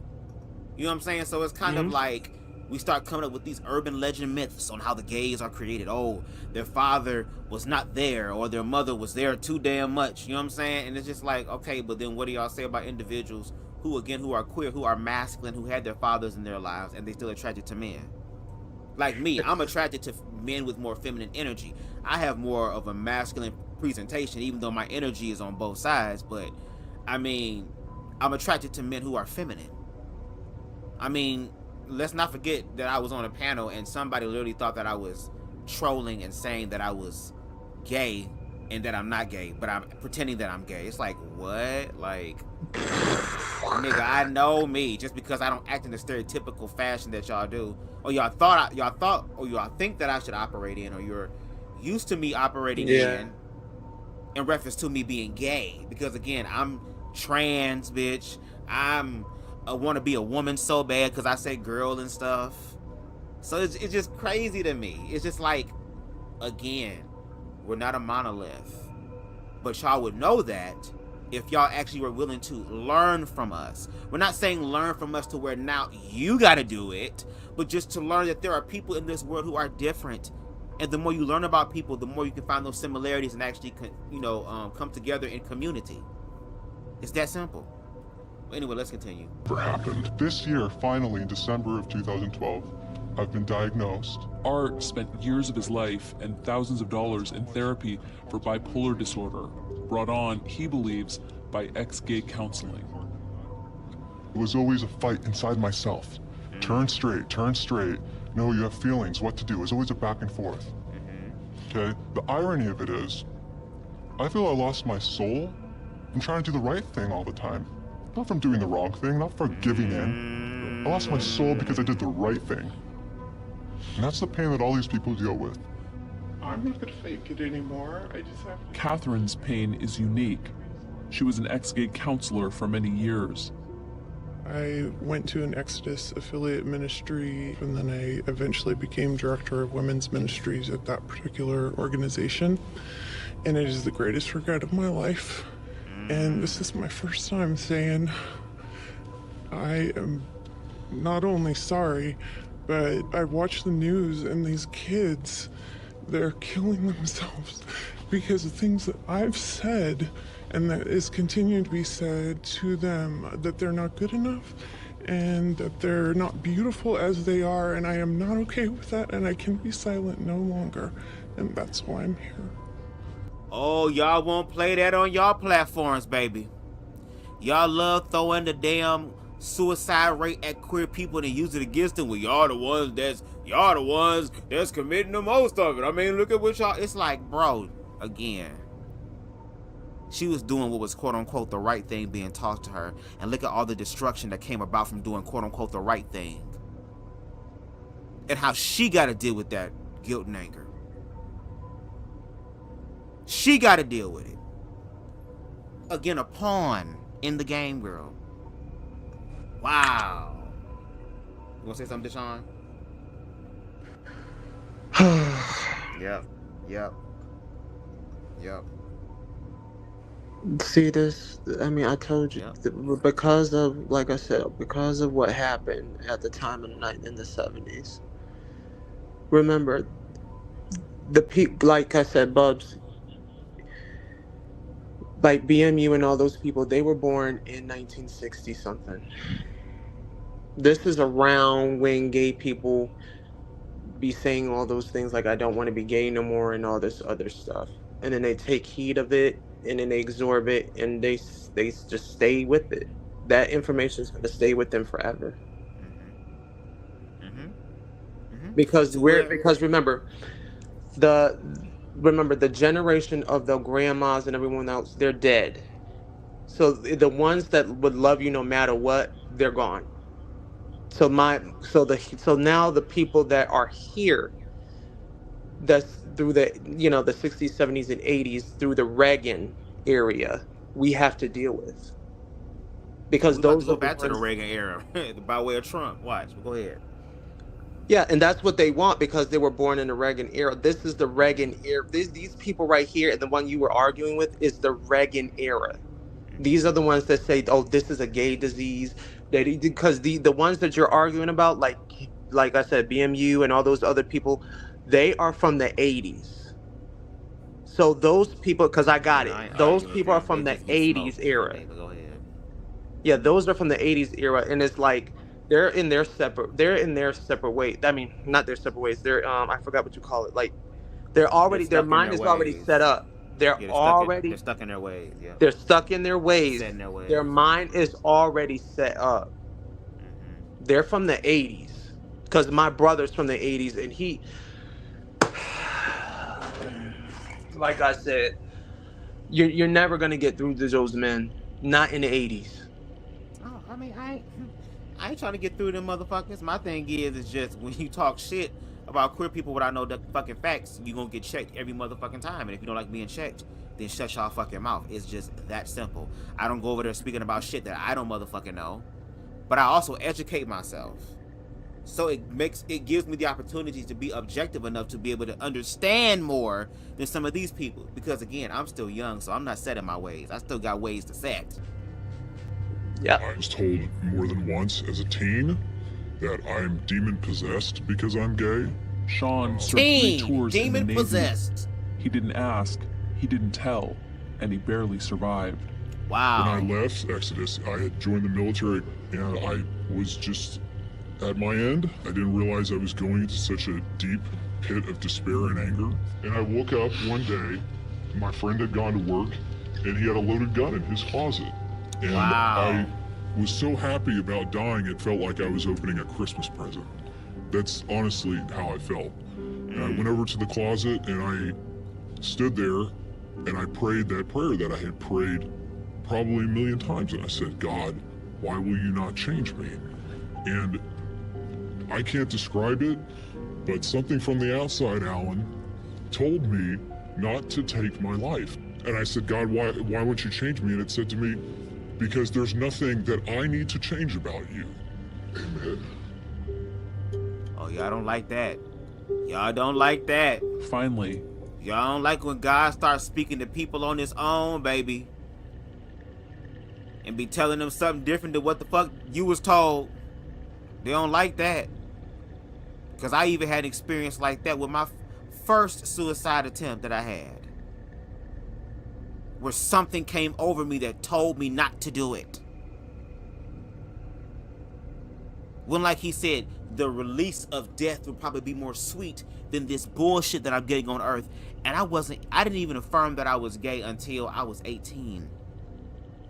We're talking about me being a child. 6, 7, 8, 9, 10, around that time. So it's just very interesting how even with him as an adult or an older person had that attempt of wanting to take his own life. And the sad part is that God, quote unquote, spoke to him, but I wonder if God was speaking to the other people that actually were successful in their suicide attempts. it's Alan's turn to respond. Come on, Alan. Alan. I have something I'd love to read. As Exodus President Alan Chambers prepares to read a statement to a group of ex-gay survivors, the tension and distrust in the room are palpable. In 1993, I caused a 4-car pileup.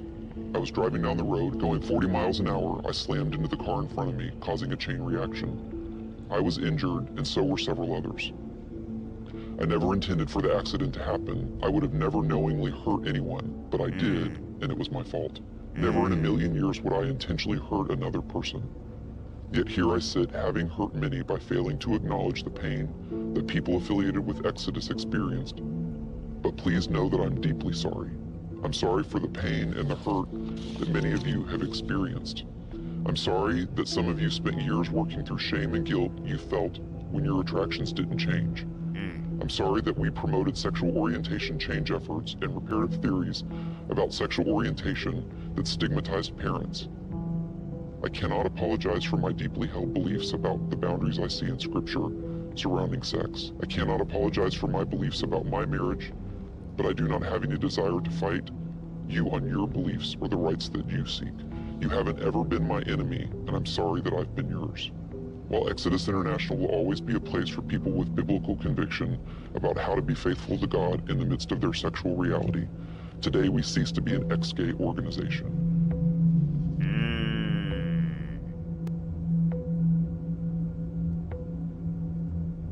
Can you just clarify again? I'm feeling really emotional, and I feel like I missed, or I'm trying to figure out what the last part is that you said. What is Exodus now? I feel like at this point, Exodus is still here, and there is a real demographic of people who choose the life that I've chosen. So, I mean, we don't have a term. You're not ex-gay. What are you? Who's Exodus? We're a Christian ministry. That does what, though? Honestly, when I read your website, I don't understand what Exodus is anymore. In plain language, Yeah. I don't know what the ministry is. I mean, my cynical side would say it's the recloseting ministry. We cannot change you. We cannot give you a happy life, but we can help you get back into the closet more comfortably. I respectfully request that you give us a term or a definition. Yeah, and I'm trying. There are people who are looking to live celibate lives. And there are small numbers of people like me who will get married. And so for... And my thing is, again, if that is something that you have made a choice to do and you have feel convicted to do, that's personally fine, because that's your life, that's your interpretation, that's your way of working out your own soul salvation. what you're failing to realize is that that way of living has been drastically pushed onto other people who believed what you believed, and probably believed it even harder than you believed, and it caused them to fall into deeper depression. It caused them to want to drink alcohol and do drugs on the low, and in some cases drive them to taking their own lives. They want you to apologize and to do what you can to be clear and say, hey, going forward, do not push ex-gay in this way because it is destructive. Now, if you want to offer that to people who are willing to come and willing to do something like that, if they're called to naturally, supernaturally, then by all means go ahead and do that. But like the quote I used yesterday from a lesbian priest, if I climb upon the cross, if I make the choice to get up there, that's sacrifice, because I made it. But if you put me there by force, against my will, against my free will that God has given unto thee, that is called murder. You can't sit up here and not know how to label yourself as far as where do we go from here. Because you keep playing these games as if though you really walking out that life. But deep down inside, the desire will always be there. And that desire is only bad because you identify it as bad. And if you identify it as bad, that's fine for you to identify it as bad in your own objective life. But don't push your objectivity that way onto me. Or shall I say that subjectivity onto me. Excuse me. That group of people were there, not to tell them that change is possible or to wave the magic wand over them, but to provide a place of community for them. Yeah, when you made your apology, I don't buy it. I'll tell you why. You compared this to some accident. That you ran into 4 cars or a bus. The accident happened again and again and again for 10 years. I was a very smart 16-year-old going to the ex-gay conferences for the first time in my life. And I listened intently. And when people were asking the question, can you change? It was like wordsmithing, the answer. Yes, yes. You know, I knew it wasn't true. I could tell on their faces it wasn't real. The fact that it's taken this long to acknowledge that is atrocious. No matter what you do, no matter what you say, no matter what you change, you're still selling that lie. And you know it. That's the worst thing. You know deep down inside, Alan, that it is still a bald-faced lie. When they really don't see the changes going on inside, well then we'll teach you how to sit like a man instead of like a woman. We're gonna make you into what matters to us, and that is abusive. You know, each of the survivors here comes from a different level. Some of them are fresh out. Some of us have been surviving for 12 years. Waiting for a moment to look at you and say, you are responsible. Because you've had opportunities to see our wounds before and you've not done anything about it. And you say, there are people like us still out there? Absolutely there are. You can always prey on the vulnerable. There will always be vulnerable people. That's what cult leaders do. I personally think, Alan, that you've gone through an evolution in your thinking, but that's not going to mean a whole lot unless you figure out some way to get that message to the rest of Exodus. Unless you take that personal evolution that you seem to be going through and make it operational as an organization, the organization needs to shut down. Shut down. Don't tweak it, don't try to improve it, shut it down. To this suggestion, Alan offers no comment.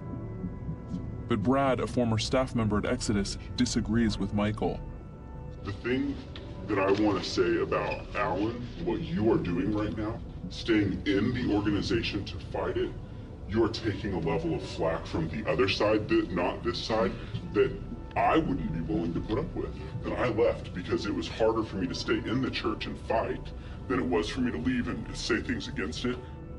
But if Alan does stay and fight, what exactly will he be fighting for? If Exodus no longer offers a cure for homosexuality, what does it have to offer? It's a question Julie can speak to.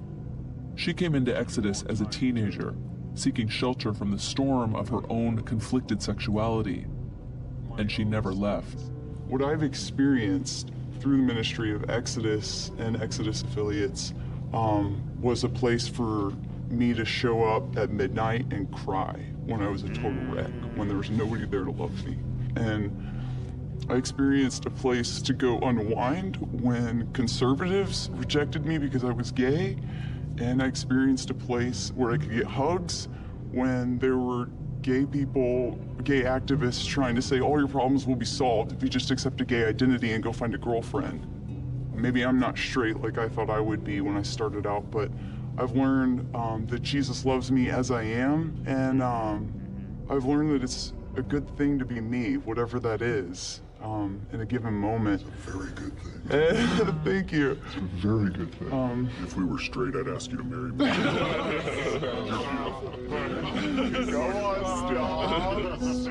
Somehow, Julie touches a chord that begins to reverberate across the divide.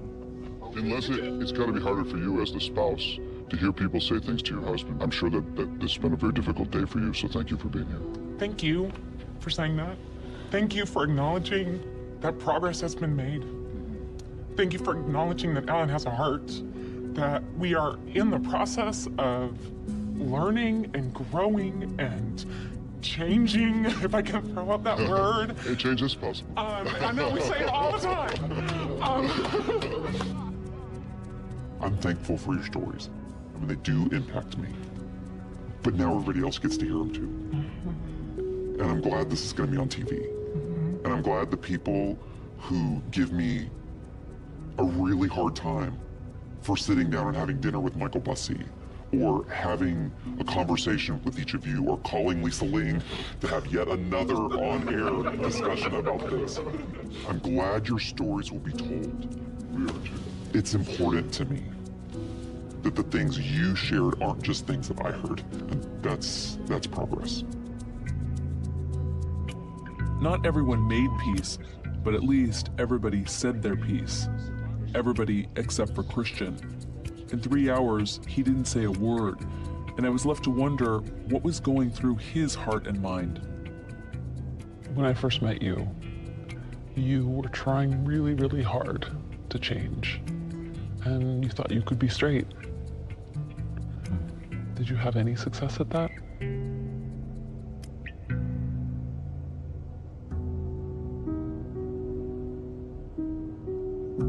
When you were sitting in that circle yesterday, and people were telling their stories, was there a moment that you wanted to say something? A lot of moments. Why didn't you? I was scared. When I first met you, you thought you could change your sexual orientation. Did you have any success at that? No. I believed that I had to work to be acceptable in the eyes of God. Because I believed I had to be straight in order to be accepted by him. It's hard hoping for something, you know, and working so hard for it and wanting to be accepted in a way and have dreams. And then to find out that's not gonna be your reality, like, of course I'm so thrilled and happy, and there's never been peace inside of my heart as there has been now that I'm like comfortable knowing God loves me this way. What did it mean to you to meet those people last night? It's so powerful. It's been 5, maybe 6 months since I came out quietly just to myself. You can feel so alone. I'm like, oh, no one else is like this. To know that there's community, I want to just like stand up and scream like, yes, yes, you just said exactly what I've wanted to say but didn't know how to say it. When I was young, I was taught, if you're slapped across the cheek, turn your other cheek. For Alan Chambers, yesterday's meeting was a trial by fire. That couldn't have been an easy thing to sit through. No. There were some pretty angry things hurled at you. That's people you draw into your group, and that's why they suffer. How did you feel about that? I didn't come to share much. I came to listen. I came to be present because they needed someone to listen. They needed to say the things that they said. I pray that it was the beginning of resolution for many of them. And as we sit with gay and lesbian people who know Jesus, the same Jesus I know, I hope that we collectively will be showing an example of what can be done.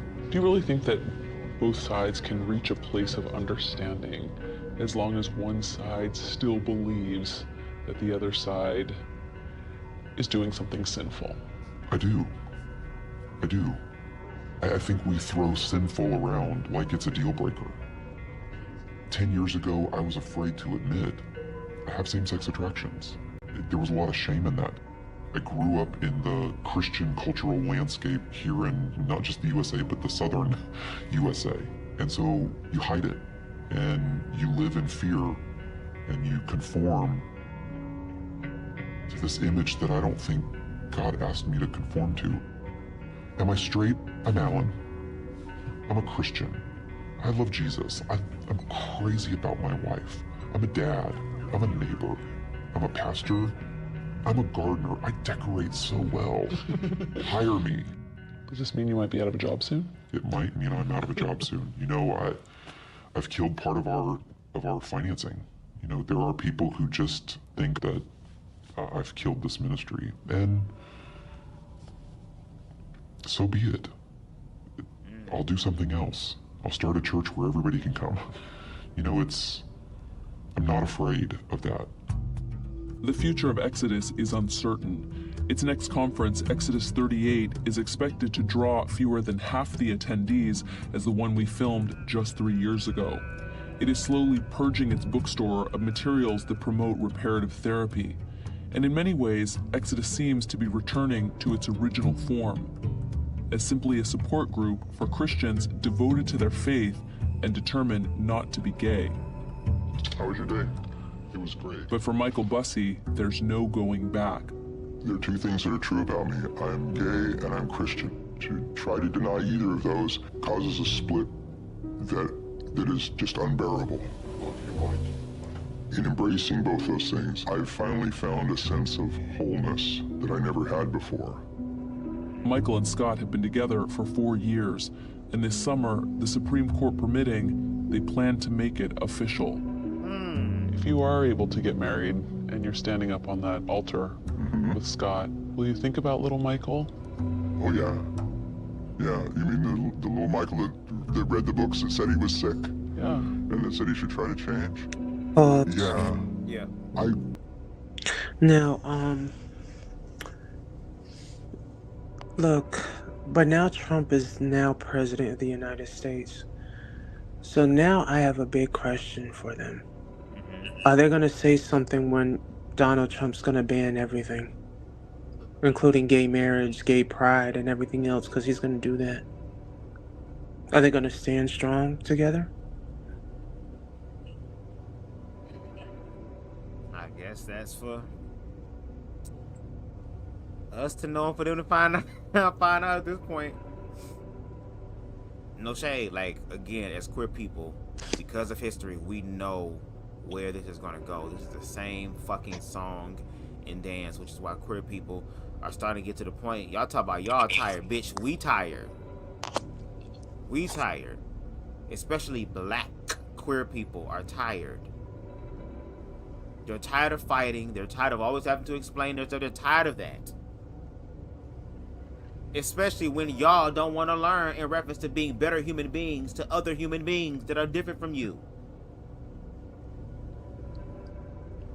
But see, that's okay, because the first part we watched was about the objective reality.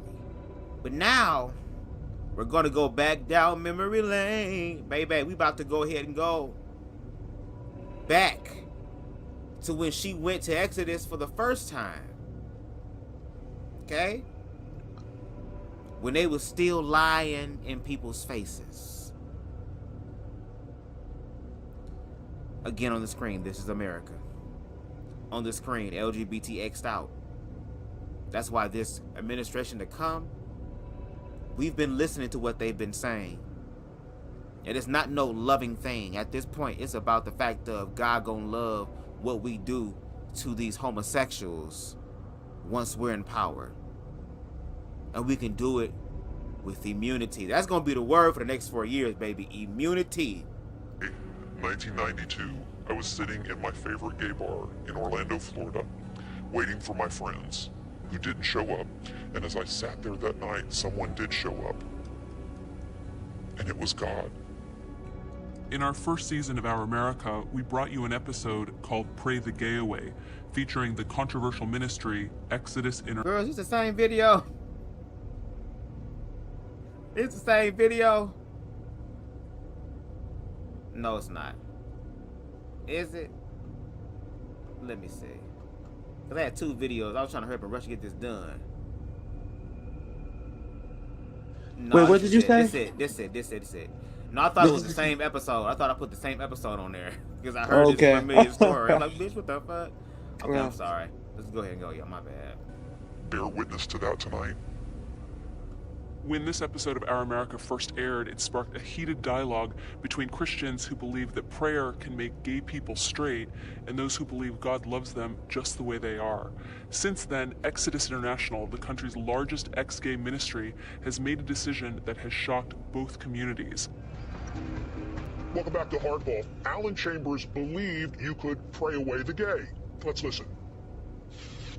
I'm denying the power that those things had over me. You know, people say once you're gay, you're always gay. You can't break free from that. That's not true.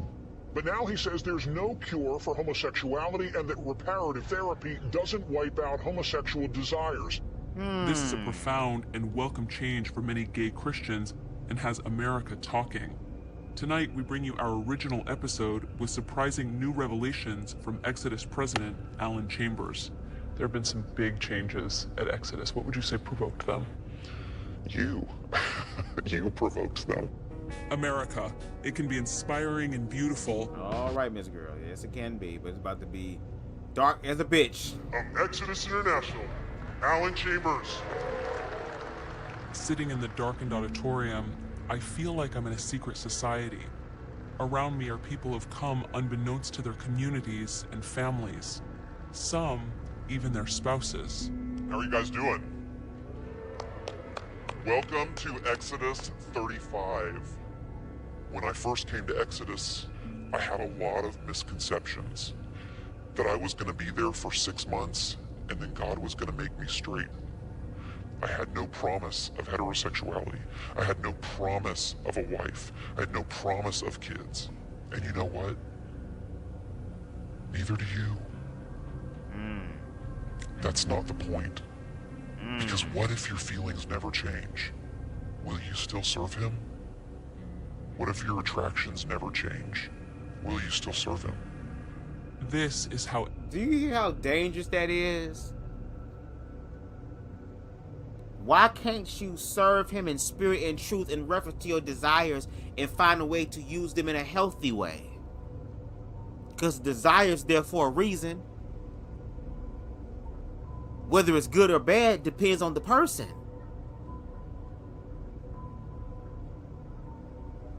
Wow. Exodus opens with doubt and with tough questions. All I'd heard about was their promise to pray the gay away, to bring people out of homosexuality and back to God's graces. At age 38, Alan is married with 2 children. You'd think he'd made it. But sexuality, he says, is a work in progress. How did you overcome homosexuality? I think people look at Exodus like it's a light switch. Like you get on a conveyor belt and you go through Exodus and you were once gay and now you're straight. Well, that really wasn't God's intent for my life. It was learning how to live with what I've been given in life. The best Christian life that I can live. And that's really where I've landed. I'm sure many people have said, this guy's living a lie. He's denying who he really is. I'm denying the power that those things had over me. You know, when people say, once you're gay, you're always gay, you can't break free from that. That's not true. The fact of the matter is, I'm not defined by those fleeting temptations that I might or might not have. I have chosen to live my life through the filter of my faith, rather than the filter of my sexuality. And as I lived my life through the filter of my faith, my sexuality changed. That's not a lie, that's the truth. I have to ask myself, why can't Christians like Alan Chambers accept being gay? Why do they have to try so hard to change? I didn't say homosexuality was wrong.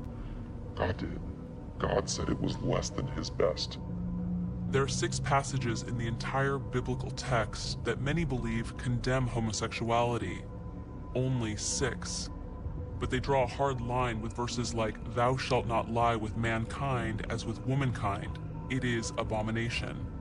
Here at Exodus, I'm meeting people who take these 6 passages as words to live by. I first met Ethan, a 3-time attendee of the conference, in the Exodus bookstore. Like others here, he's looking for something. He's trying to find a new identity. So Ethan, you've read a lot of these books? I've read a good portion of them. This one, Desires in Conflict, I mean, the title tells it all. Desires in conflict. What do I desire? Do I desire Christ? Do I desire other men? I found a lot of affirming my masculinity through that book, and also same with Crisis in Masculinity, just learning how to be more masculine without compromising who I am. Exodus and these books tell Ethan his sexual orientation can be explained by his past, that his parents' divorce and the lack of a strong male role model made him overly feminine and ultimately gay. Here we go. Here we God go. didn't make him this way, so change is still possible. Sexuality is a part of our identity as human beings, but it is not the core of our identity. My identity is now in Christ. I'm still a virgin at the age of 26, and it's pretty rare, I think. If you never get married to a woman and have a family, is celibacy, are you comfortable with that being your existence? It's something that, hey, if that's what God wants me to do for the rest of my life, and if I die a single celibate man, then so be it. This is how far some are willing to go. They'd rather give up sex altogether and accept. You got something to say? I'm just listening. I'm like, you just giving the the highs and all that shit too. The lifetime of resisting temptation, then be gay. But I wonder what kind of toll that choice can take. Could it cause more harm than good?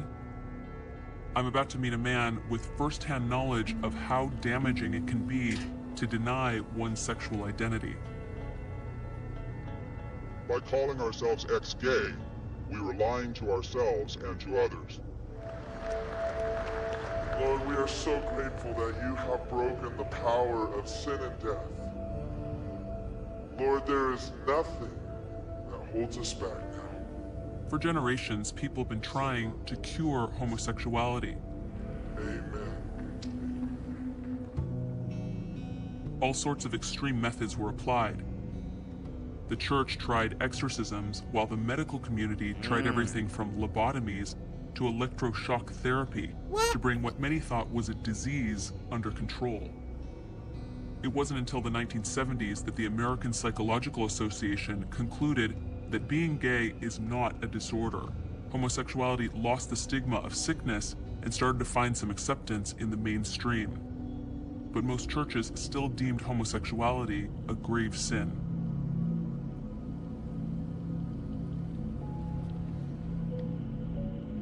Tormented by his attraction to men, 56-year-old Michael Bussey came of age in a world that had no tolerance for such behavior.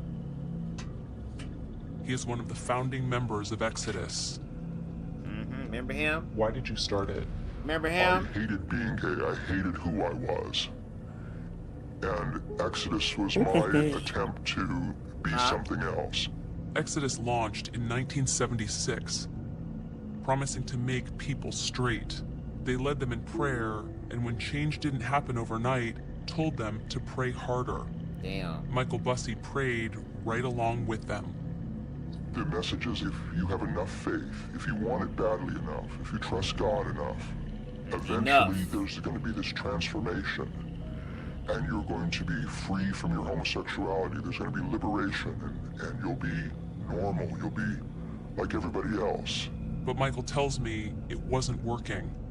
At what point did you realize that what was going on at Exodus was not right for you?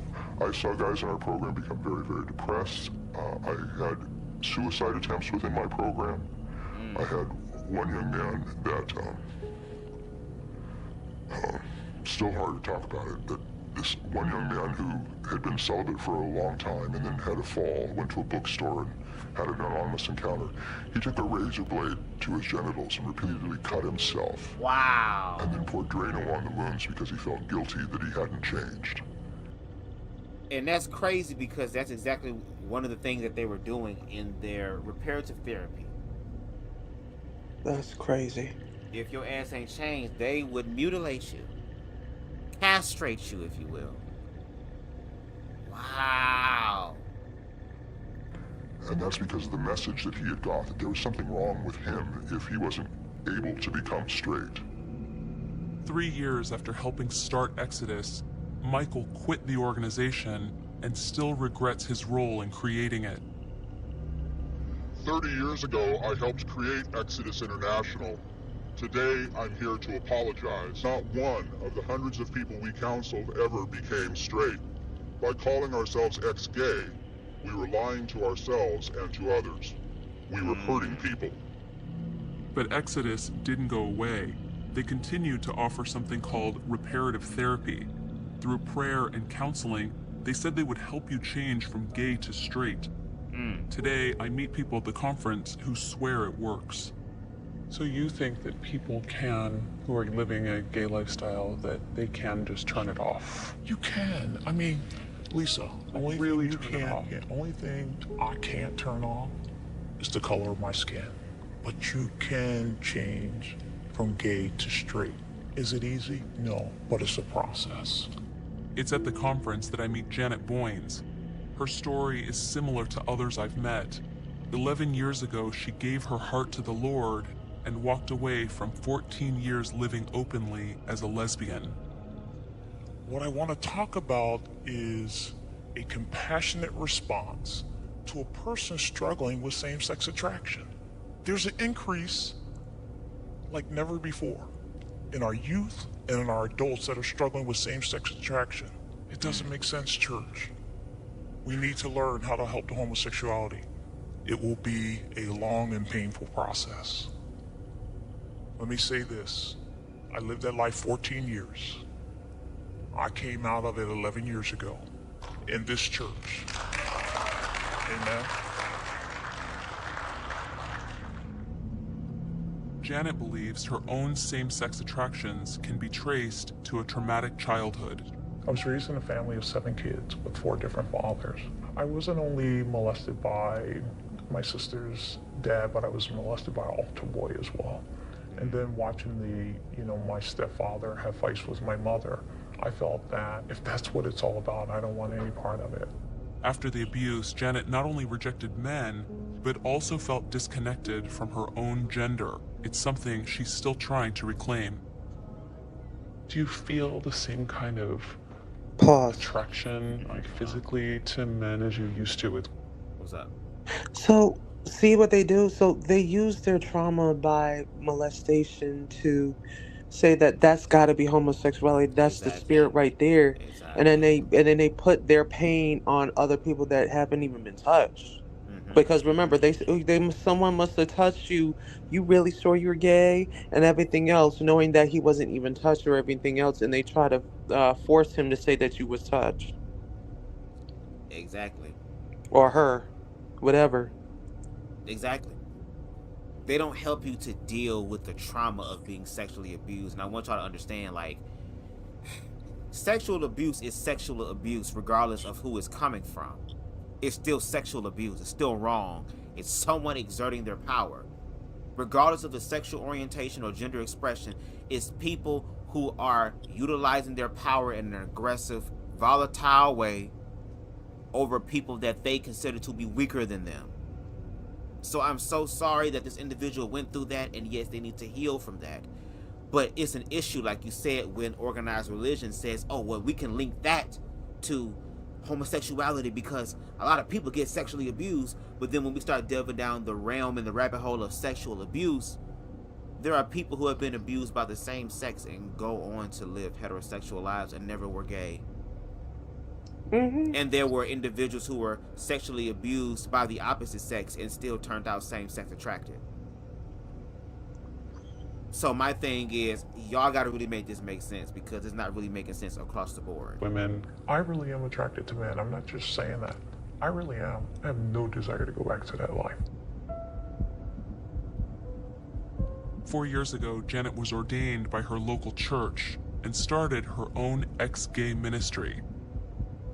It's in the Heartland in Minneapolis.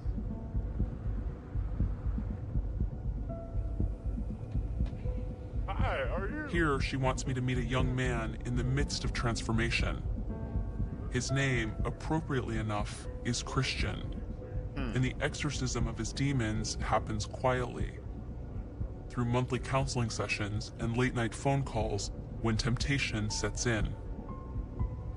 You called me the other night and you were talking about, oh, there's a gay bar up the street and I'm just going to go up there and get some liquor. And I have gone into, like, gay bars. It's not that I want to be with anyone or, like, get with anybody. It's just like I just want attention.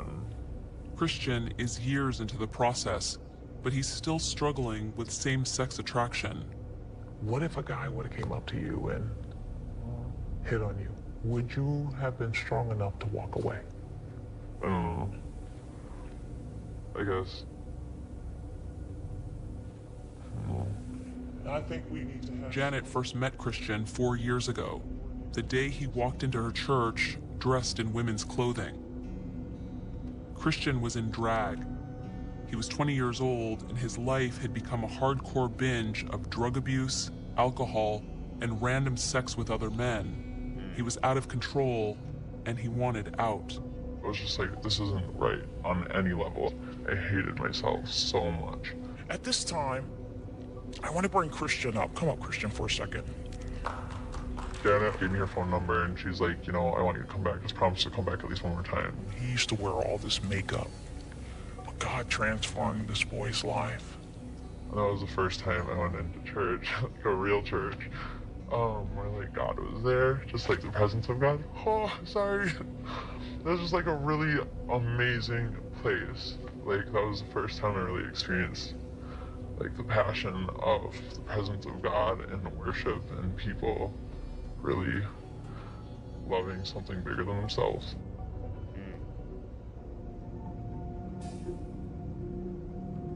I wanted to know more about Christian, why he chose to give up his lifestyle, and after 4 years of repressing temptation, does he feel like he's on the right path? Hi, you look cute. Oh, thanks, so do you. Those are the shoes? Yeah, these are the shoes. So where are we going tonight? Just around to show you places I've hung out before. Right. Gone to. Places you don't go to anymore? And places I don't go to anymore. Christian is giving me a driving tour of his past to show me the nightclubs and bars he used to frequent, the bars where he picked up men, and the clubs where he worked as a stripper and a drag queen.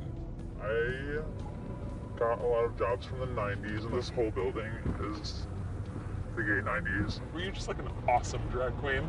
That was ridiculous. Here, there's this place. He says he hasn't been sexually active in over 4 years with men or women, but temptation is on every corner. This is the place I go to because it's the closest bar to my house. Happens to be a gay bar. And it happens to be a gay bar. Literally all the other bars shut down. The only bar that stays open is the gay bar. You really struggle with it? Because I know sometimes you call Janet late at night and... Oh. I describe it as bleeding out of my eyeballs. Like, this sucks. Do you still feel attracted to guys? Yeah, totally. Like, sexually, yeah. Like, way more than girls. It seems like a big sacrifice, but Christian tells me he has a dream for his future that looks nothing like the life he's just shown me. I always wanted to marry a girl, and, like, I just wanted to see if that was even possible. And, like, that is always just, like, something that I wanted so bad. having spent a little bit of time with him, I can't really envision him with a woman. He's very feminine and seems very gay, quite honestly. Do you think he can eventually get there? With Christian, I think he is attracted to women. It's not natural for two women to be together or two men. We weren't made for that. We were made to be different and multiply. Marriage to someone of the opposite sex and children. It seems to be what most of the people I've met so far are striving for. What the Bible tells them is natural. I'm in Minneapolis getting to know a young man named Christian who is trying to change from gay to straight. So most of the stuff in your apartment you made or you reconstructed? Yeah, this was a baby crib, the springs of a baby crib, and I just started hanging it. And I think it looks really cool. I'm really proud of it.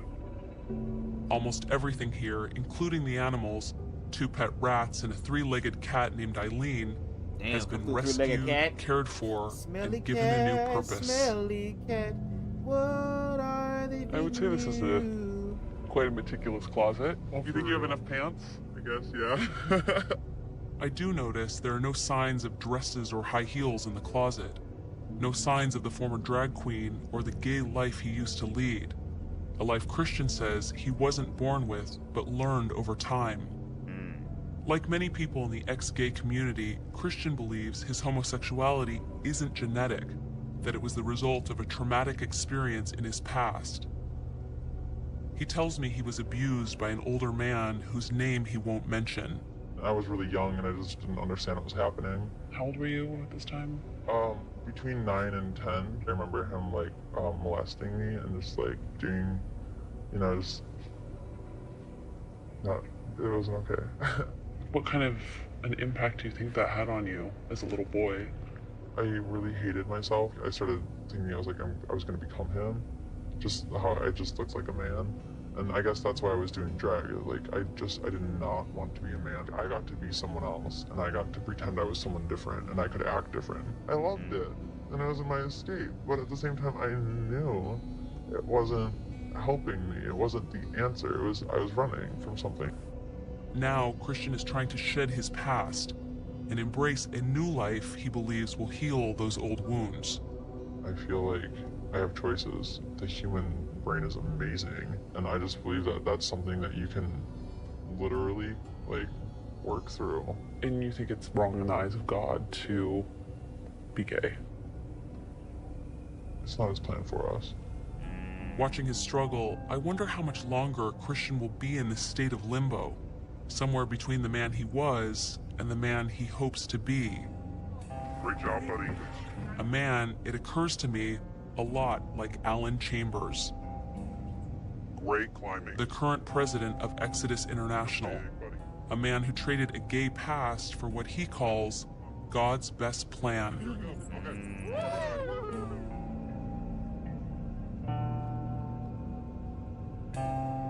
Wow, wow, wow. Alan has invited me to Florida, where he lives with his family, to see for myself the truth about his own transformation.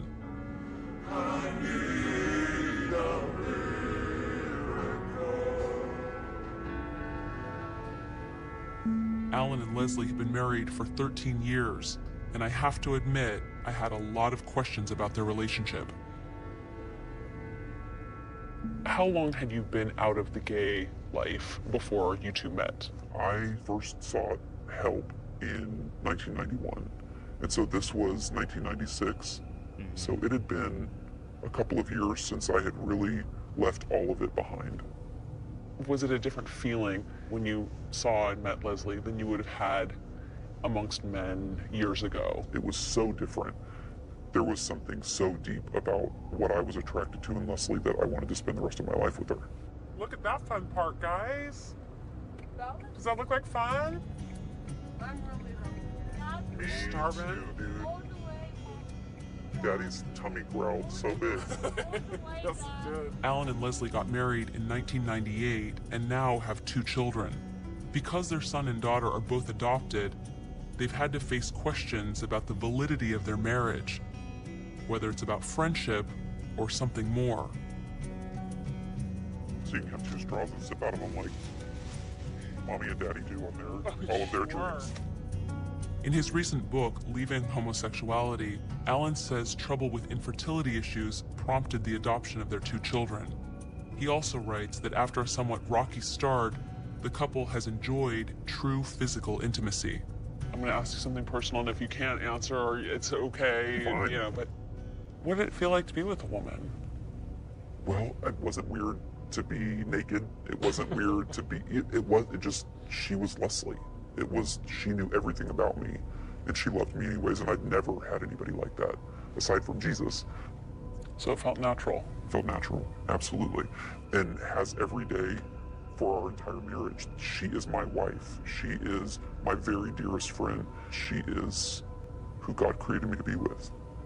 So would you say your sexual orientation has changed?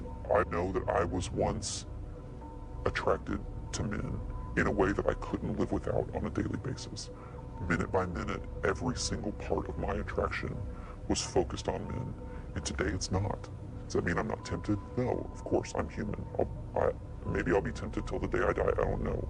It's not the same temptation, but what I know is my heart has never been pulled towards another person in 16 years. Leslie, do you ever get nervous that Alan may go back to that life or be tempted by that life? You know, I don't. I trust him completely. I trust the God that is in him completely. I believe him when he says that he loves me, that he loves our children, that he loves our family. I'm not worried that he's gonna run off with another guy or another girl at this point, because he's said he was committed to me, and I believe him.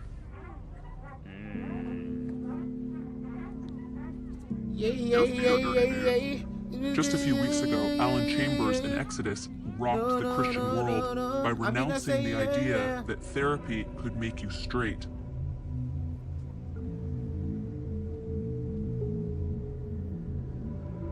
On an island in Minnesota, a group of teenagers are starting their own journey of faith and identity.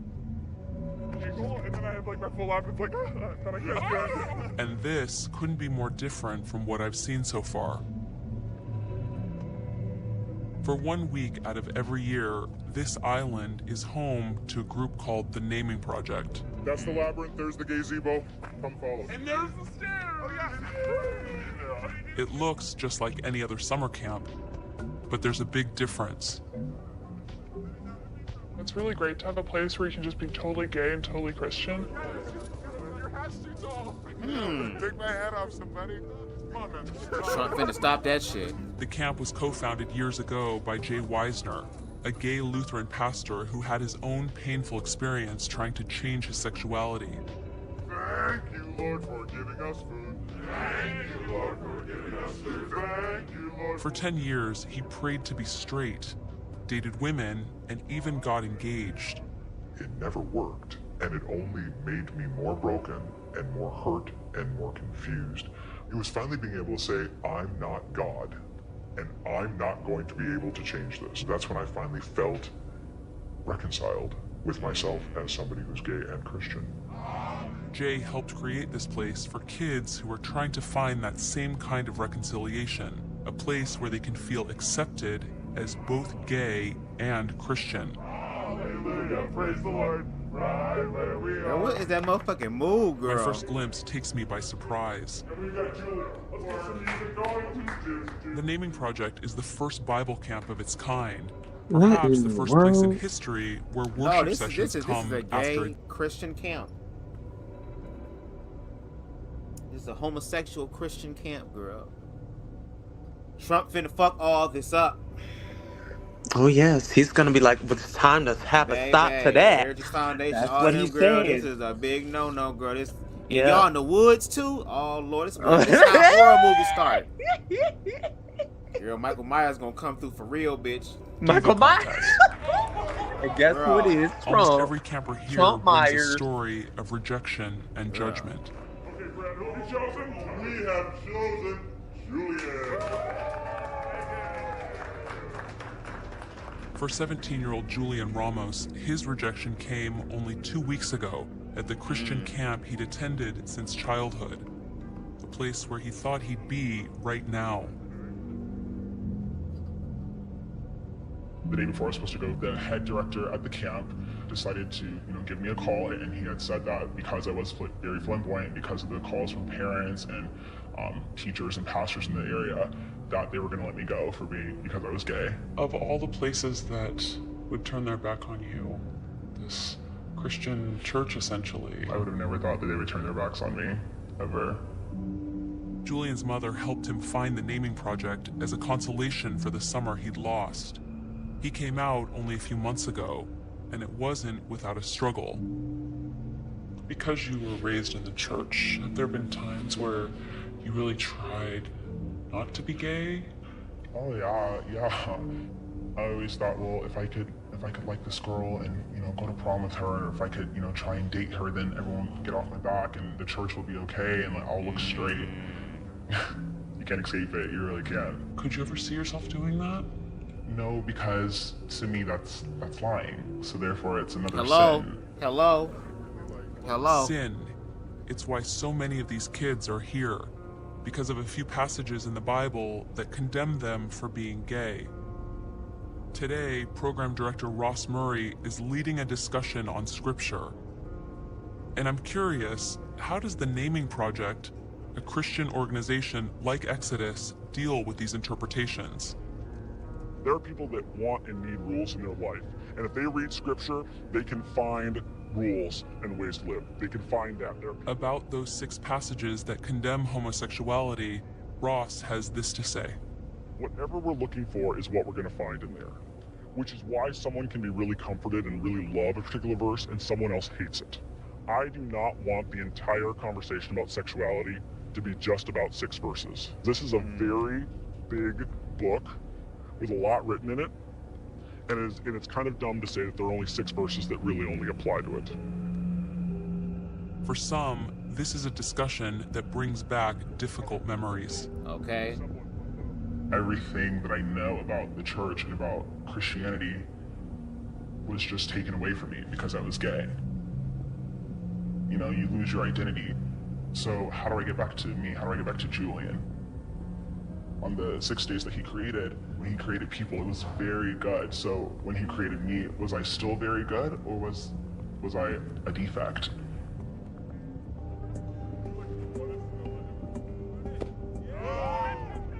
At a summer camp in Minnesota, 17 teenagers are learning how to reconcile what can feel like 2 conflicting identities, Christian and gay.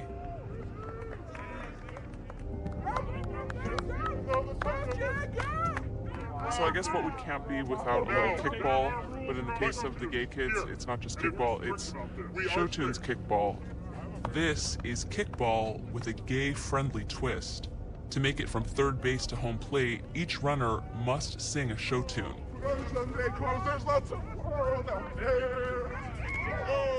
It's a way to even the playing field for the kids who always hated gym class.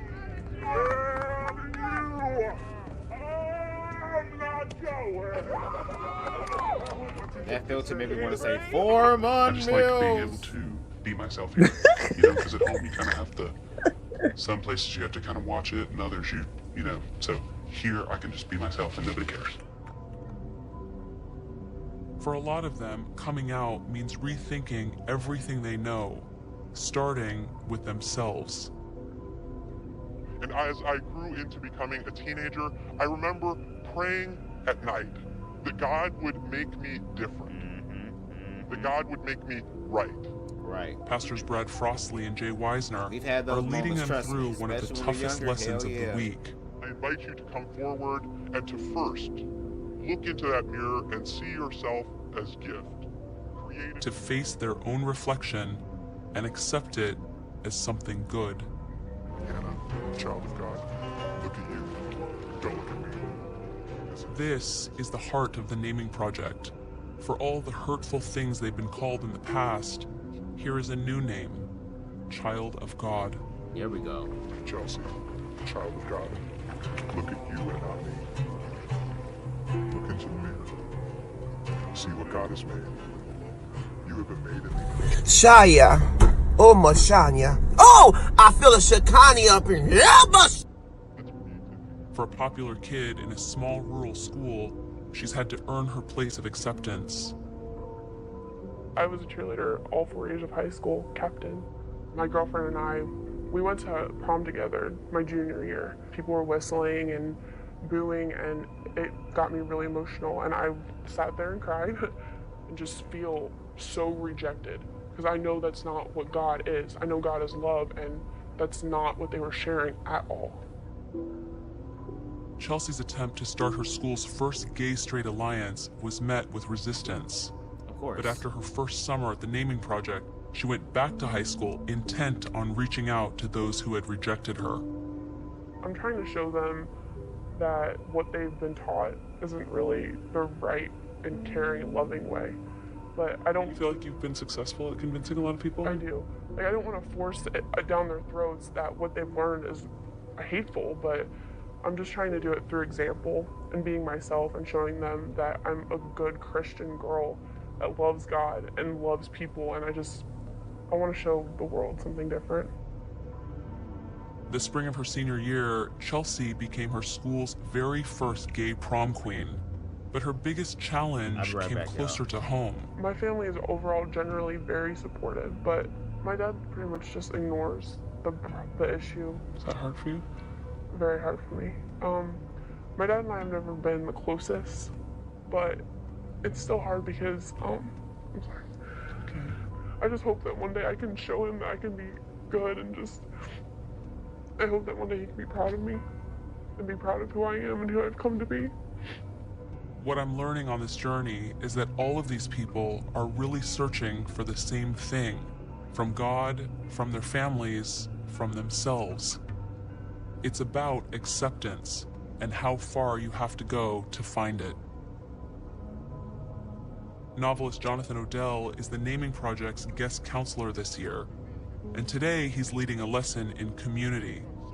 The first thing I'd like you to do is collect some ideas for me. When you think of a safe space, what goes into making a safe space? For you to be able to open yourself up, not edit yourself, what goes into making that safe place? What do you look for? At the Naming Project, there's an opportunity for these kids to have something some of them have never seen before. A community of people just like them.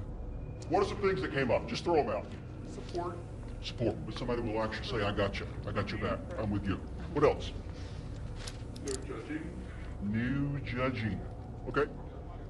I get nervous around people because I've been hurt by a lot of people. I just lost a lot of my friends because I was gay. So it's very, very difficult for me to really have a deep trust with people. Any community begins with trust. And for a population that often endures bullying and alienation, trust is a hard-won thing. Let me speak on that real quick. That is the unfortunate truth. Y'all talking about fear. Queer people should be afraid of heterosexual people. Y'all can't name these experiences of queer people just going on a fucking onslaught sexually, physically, mentally, emotionally, spiritually on the American people.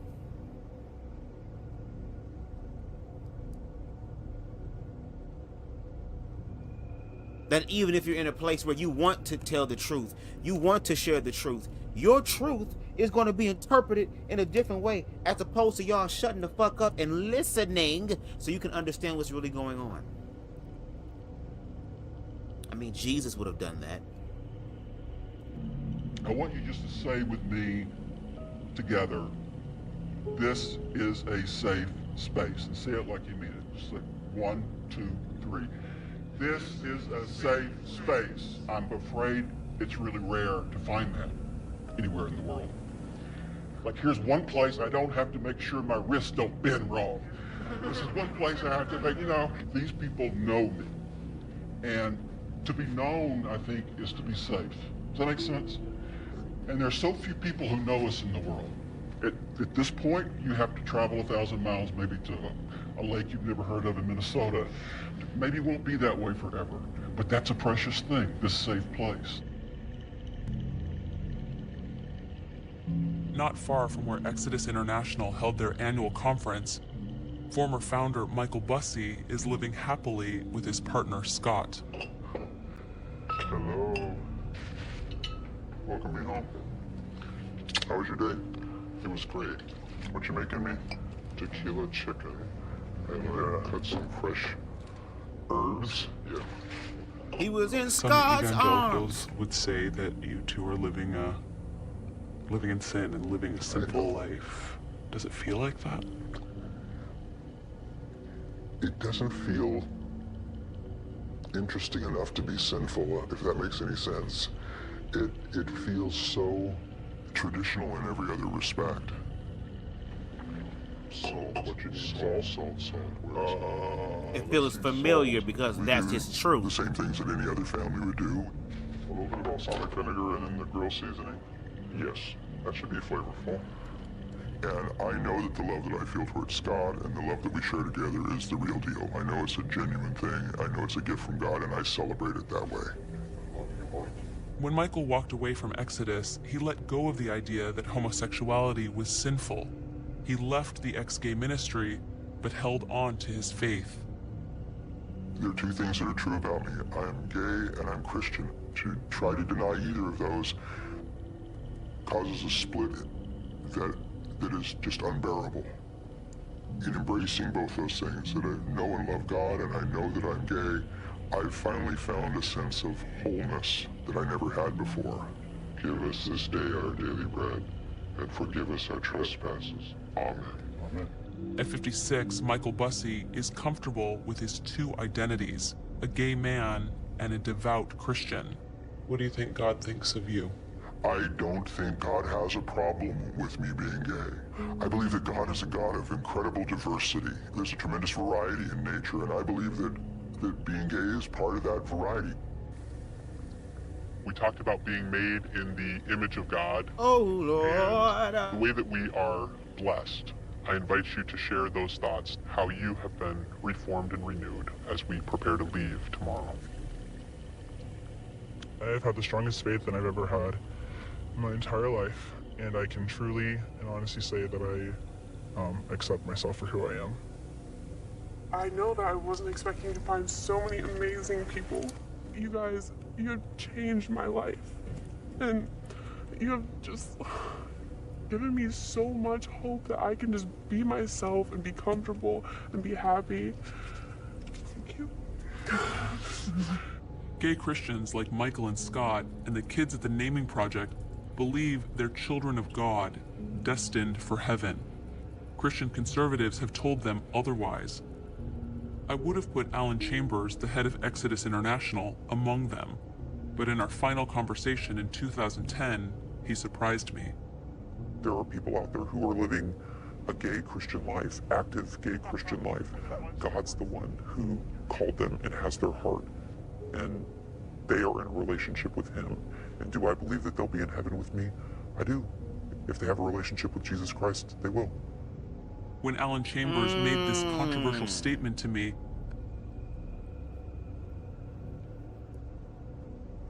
that's so simple. As long as they believe in Christ, as long as they believe in love, they will inherit the kingdom of heaven. I'm okay with that. And you still believe what you believe, but still, I'll see you in heaven. It's just our walks and our pathway there is different. But still the same result. I'd rather take that than a motherfucker trying to hold the keys to heaven and hell.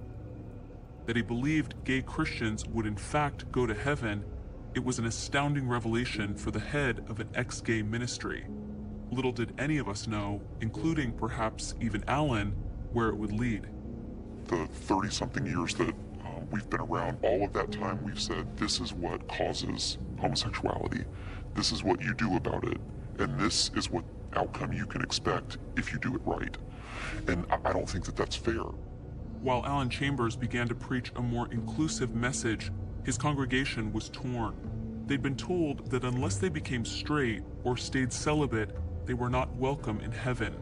Many of his followers continued to believe that God had the power to change them. 8 months after we first filmed with Janet Boynes and Christian in Minnesota, Christian had made some big changes. So I've emptied out my place because I needed some space to think clearly. I took down all my art that I've done. I kind of had this no rules equals freedom in my home. Like I'd have to duck around this way and I'd have to walk around this crazy thing hanging from the ceiling. I suddenly realized one day I was just like, this is kind of ridiculous. I started to almost get embarrassed that I couldn't let go of things that really had no meaning. And so I decided I want everything out and I want to kind of begin new. Christian was one of the most creative people I'd ever met, something that I thought was beautiful about him. But to grow in God, he feels he needs to put his creativity in the closet. It's amazing what I'm learning about myself as I mature into who I am, into the person that God designed me to be. I'm not running from that anymore. I'm 100% more comfortable in my skin than I was 5 years ago. According to Christian, there are no more gay bars, no more late nights, no more drinking.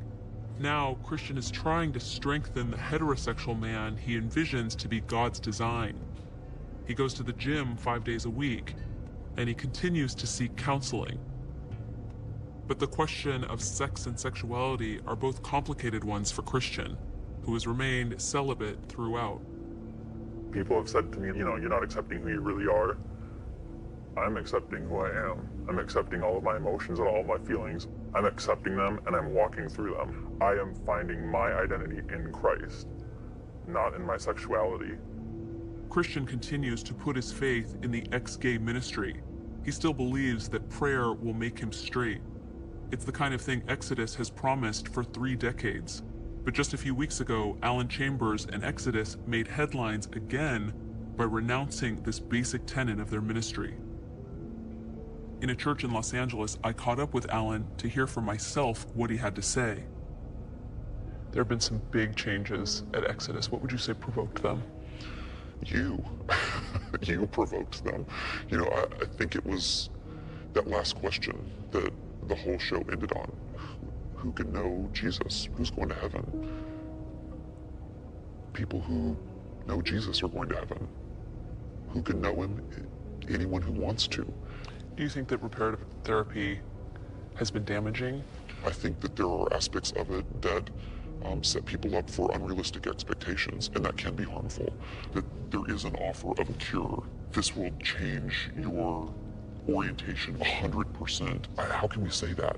I think the focus has been, this is what caused homosexuality, this is what you do about it, this is your outcome. Well, what happens when the outcome isn't what was promised or what was expected? What do you do with that? Are you left to feel like you were the failure? I think that is damaging, and I don't think we can do that. How have some of these changes gone over? There are pockets of the evangelical community that think I have just absolutely betrayed Christ. I'm a heretic. You know, I'm a traitor in some circles, you know, and that's okay. You know, the vast majority of response that we've gotten has been positive. Gay people, straight people, you name it, coming out of the woodwork saying, thanks for being really clear about that. Thanks for having the courage to say this doesn't work. Alan joins a growing movement to put an end to reparative therapy. In fact, a bill is on the table in California to ban the practice altogether. It's time, Alan tells me, to shift the emphasis from change to acceptance. The fact of the matter is, Christ died for all of us or he died for none of us. And it's not based upon a set of attractions. It's based upon, do you believe? And if you believe, you can know him. And you can know him forever. Straight or gay. Or anything else. Alan Chambers remains the head of Exodus. He says they'll continue to provide spiritual guidance to people struggling with same-sex attraction, but will no longer offer reparative therapy. 12 affiliated ministries have left Exodus in protest. Janet Boynes is one of them. Alan's change of heart has changed nothing for her or Christian. And Ethan, the young man I met at the conference, he told us he shares Alan's belief that he'll go to heaven whether his desires for men change or not, but he still hopes that God will bless him with a wife. Nigga. Wow. Ladies and gentlemen, again, this is from their mouths.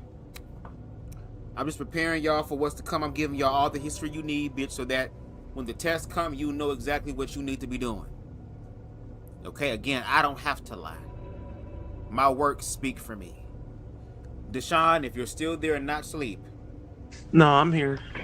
What are your thoughts? Like, go ahead and sound off. I'm about to eat some of this pizza. Just be yourself. That's all I got to say. Stop pleasing these straight people, because at the end of the day, they're only doing it just to get just because you're simply gay. Just be yourself. Just be yourself.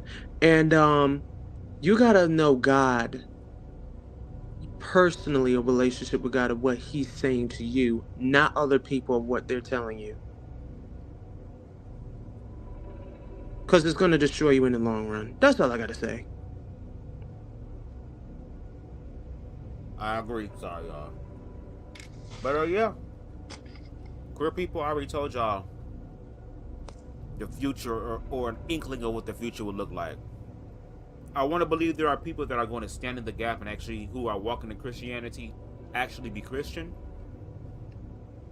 But for the ones that want to harm you, you just heard 12 organizations pulled out after they were against reparative therapy. We already listed things that happen in reparative therapy.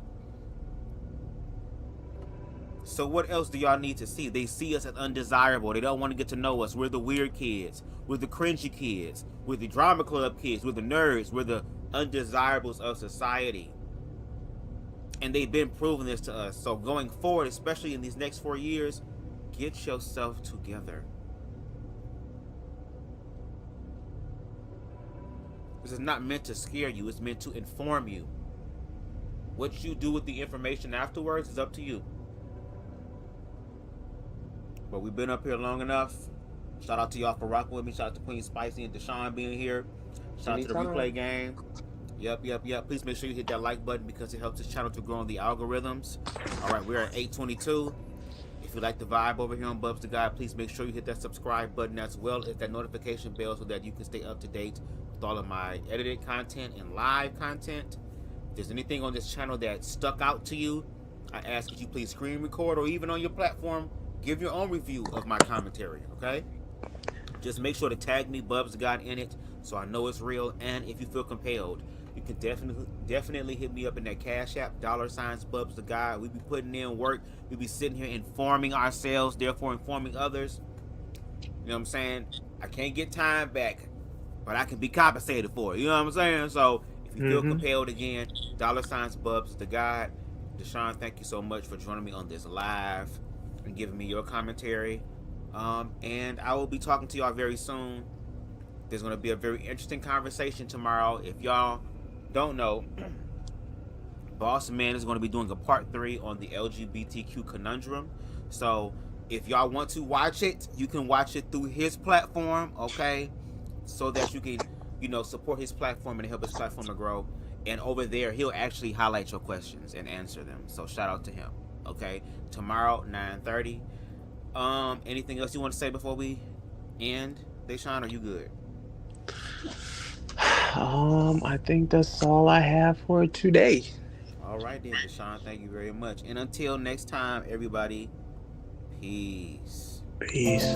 I can be anything I choose in this round. We are a sound vibration too deep to tell.